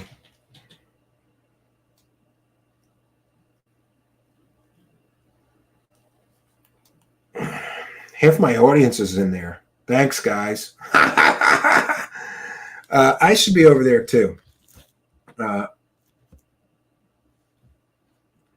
Welcome to the show. Does this latest report debunk the abduction phenomenon? They didn't even touch on the abduction phenomenon, right? I can't wait to hear Tim Burchett say the secret control group is kicking and screaming now, and we got them where we want them. Yeah, they still don't reveal what they know. Yeah, I'm happy to tell my kids if they ask me if UFOs are real. I'm saying don't look into ufology if you want answers. Yeah, I mean, you can't do that. Thanks for letting me know, Garaji, but I don't know why. I can't access the space. I go in it. I'm in it. I don't hear anything. I can show you. I have the space here. Oh, I can't really see the screen. It's all white. Anyway, I don't know why.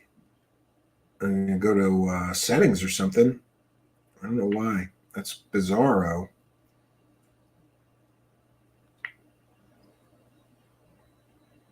Yeah, this is why I don't like spaces. I don't understand.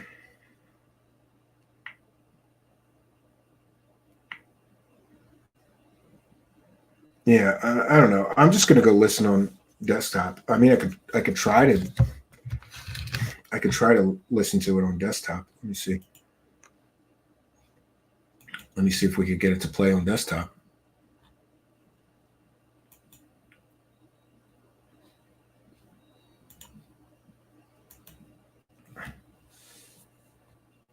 All right, I'm going to try to. Now I have headphones. I'm going to have to try this way. I'm sorry if that's terrible. A few minutes, and then we'll broadcast here.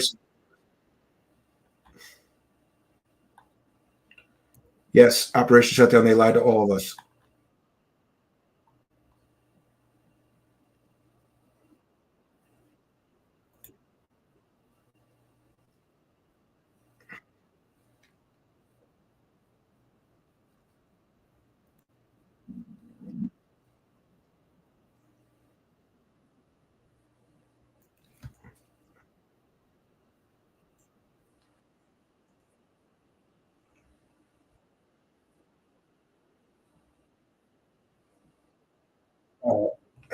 I don't even want to listen to this. He's got wackadoos in there asking him about heaven. Like, come on.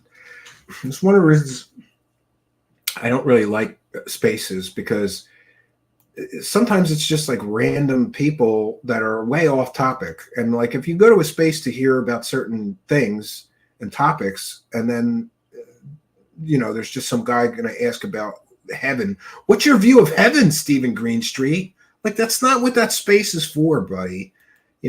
But God bless him. Child of God, I guess. I'll say it again. A great day for the Truthseekers show. Thank you. I appreciate it. And just so everybody knows, we have been accurately reporting on Dave Grusch for 277 days now. All of you UFO circle jerkers who pushed this evidence-free single source story with no evidence for 277 days now, first of all, give back the money. And second of all, apologize for helping UFO profiteering scumbags lie and for lying to your audience, right?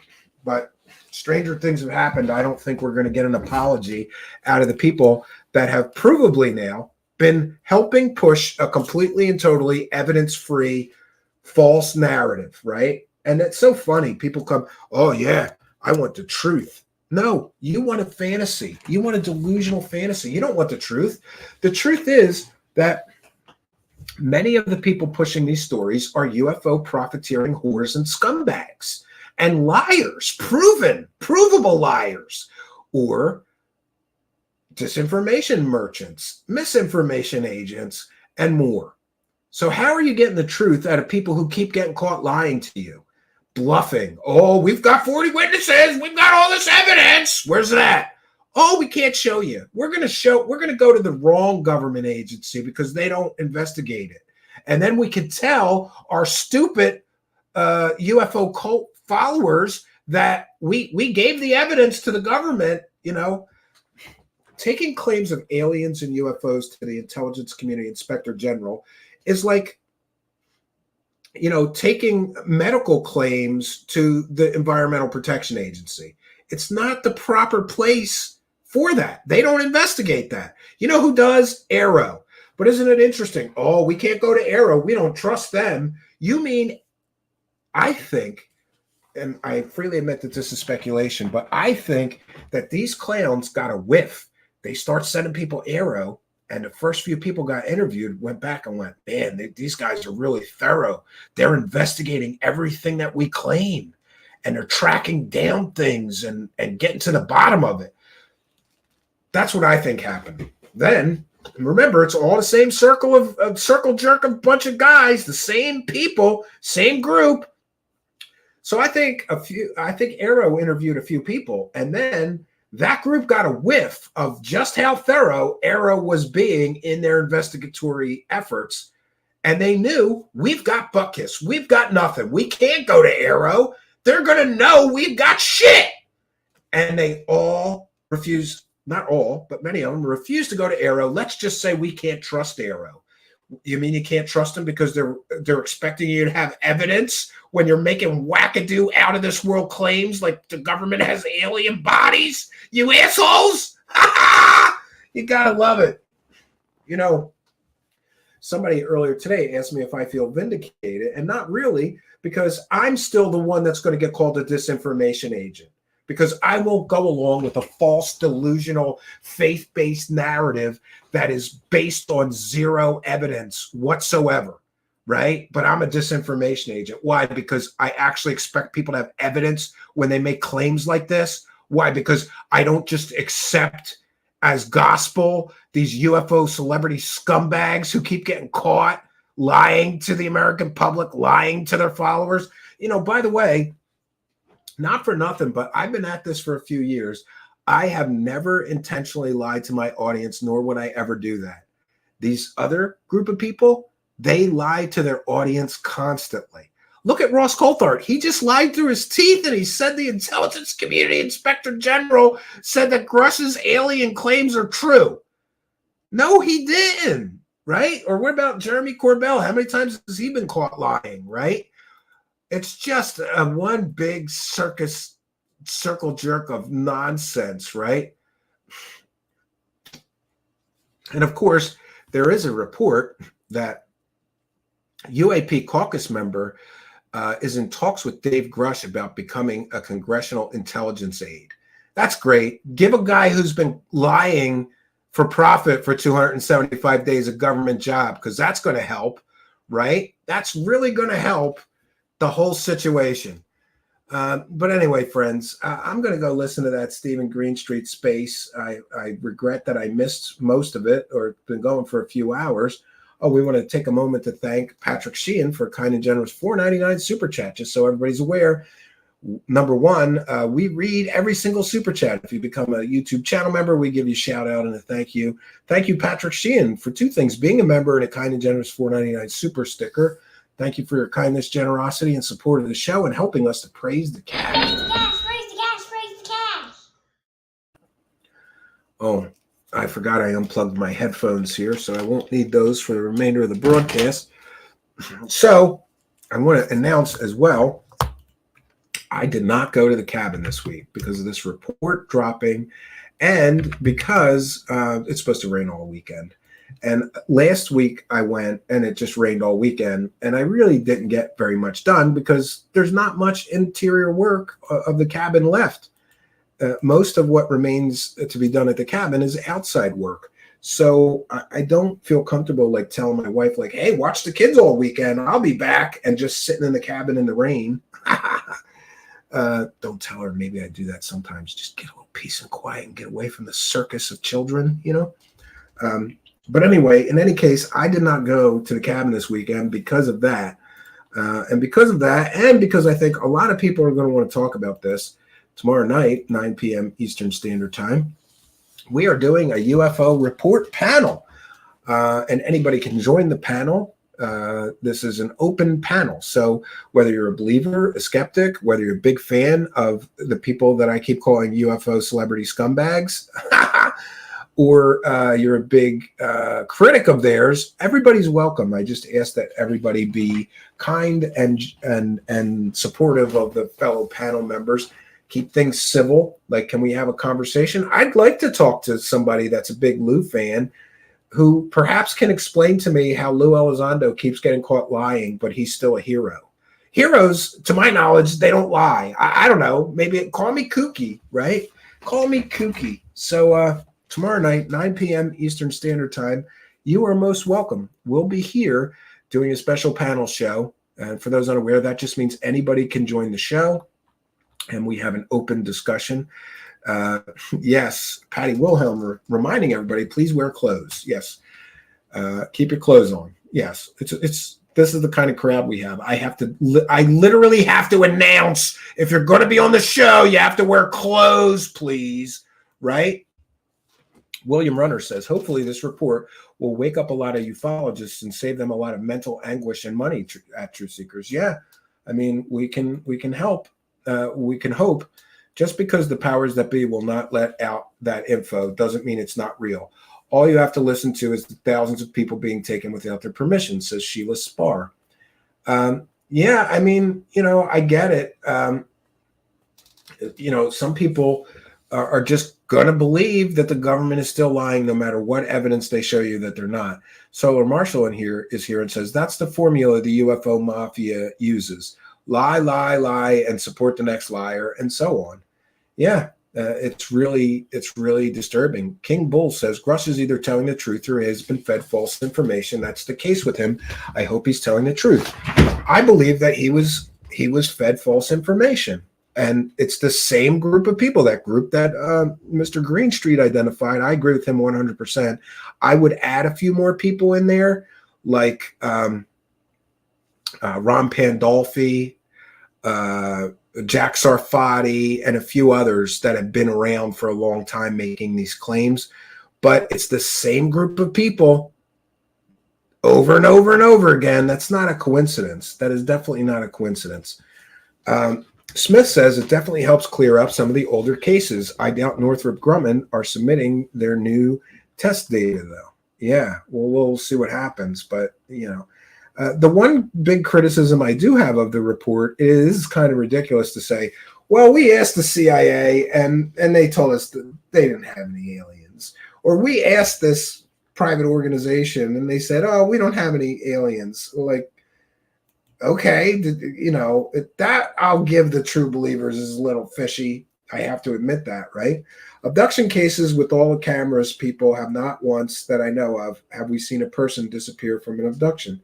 Yeah, that is a problem. Somebody says E.T. Kalendal says E.T. phone home. Yeah. Well, friends, we've done our due diligence. This has been a good day for critical, rational thinking people who don't automatically just believe fantastic claims. Always remember that, yes, fantastic claims require, extraordinary claims require extraordinary proof. And it appears that not only does Dave Grusch, Lue Elizondo, and that whole group I showed you not have extraordinary proof of their claims, they have no claims. They have no proof whatsoever.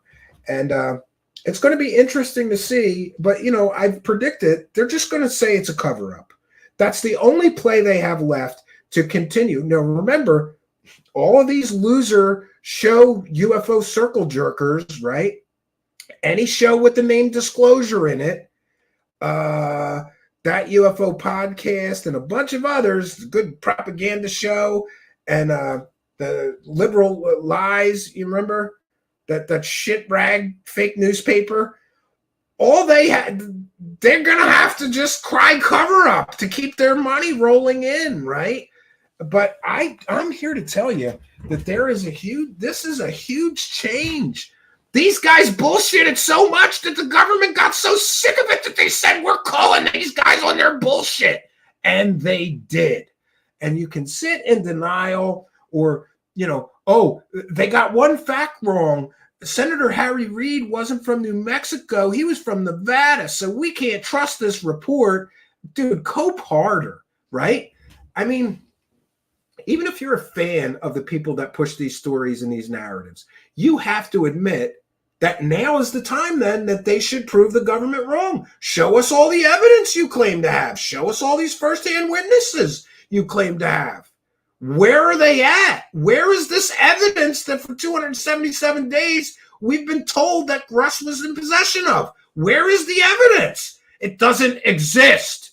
It's a bunch of stories from a bunch of the same wackadoos that have been saying the same wackadoo shit for decades and never proving it. Same group of wackadoos, same story, over and over and over and over again. Rinse, repeat, rinse, repeat. So somebody asked me if I felt vindicated. Not really, because all this is going to do is these guys are going to all retreat to their echo chamber and pretend that their stories aren't fake. They're not going to be able to cope with admitting, and by the way, do you know how much respect I would have for these people if they read this report, heard these explanations, and went, yeah, we saw this government program and we thought that it had to do with alien reverse engineering. Turns out we were wrong. I got it wrong. I really tried my best to investigate these things and I got something wrong.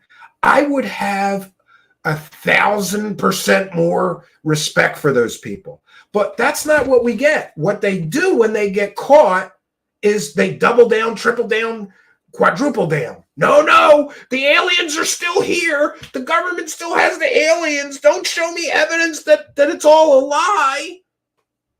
I'm here for the truth. If you're here for fantastical, entertaining, fake stories that you like to believe are real, then go to one of those disclosure shows. Just pick any show with the word disclosure in it. They're full of shit. Go over there and get your UFO and alien fairy tales. But if you really want to know what's going on, then support the good and ethical researchers that are not lying to you. And by the way, not to toot my own horn, I was correct about this entire David Grusch story for 277 days now. Everybody on the other side lied and got the whole story wrong. The sad part is, all of those guys pushing lies and fake evidence-free stories made, 100 to 1,000 times more money than me, because the truth is boring and the truth is really not very sensational or appetizing and appealing. And many more people in the world, unfortunately, prefer a pretty lie to the ugly truth. Still, I think that the truth is worth having. I don't want to live in a delusional fantasy land where all this stuff is real just because I want it to be.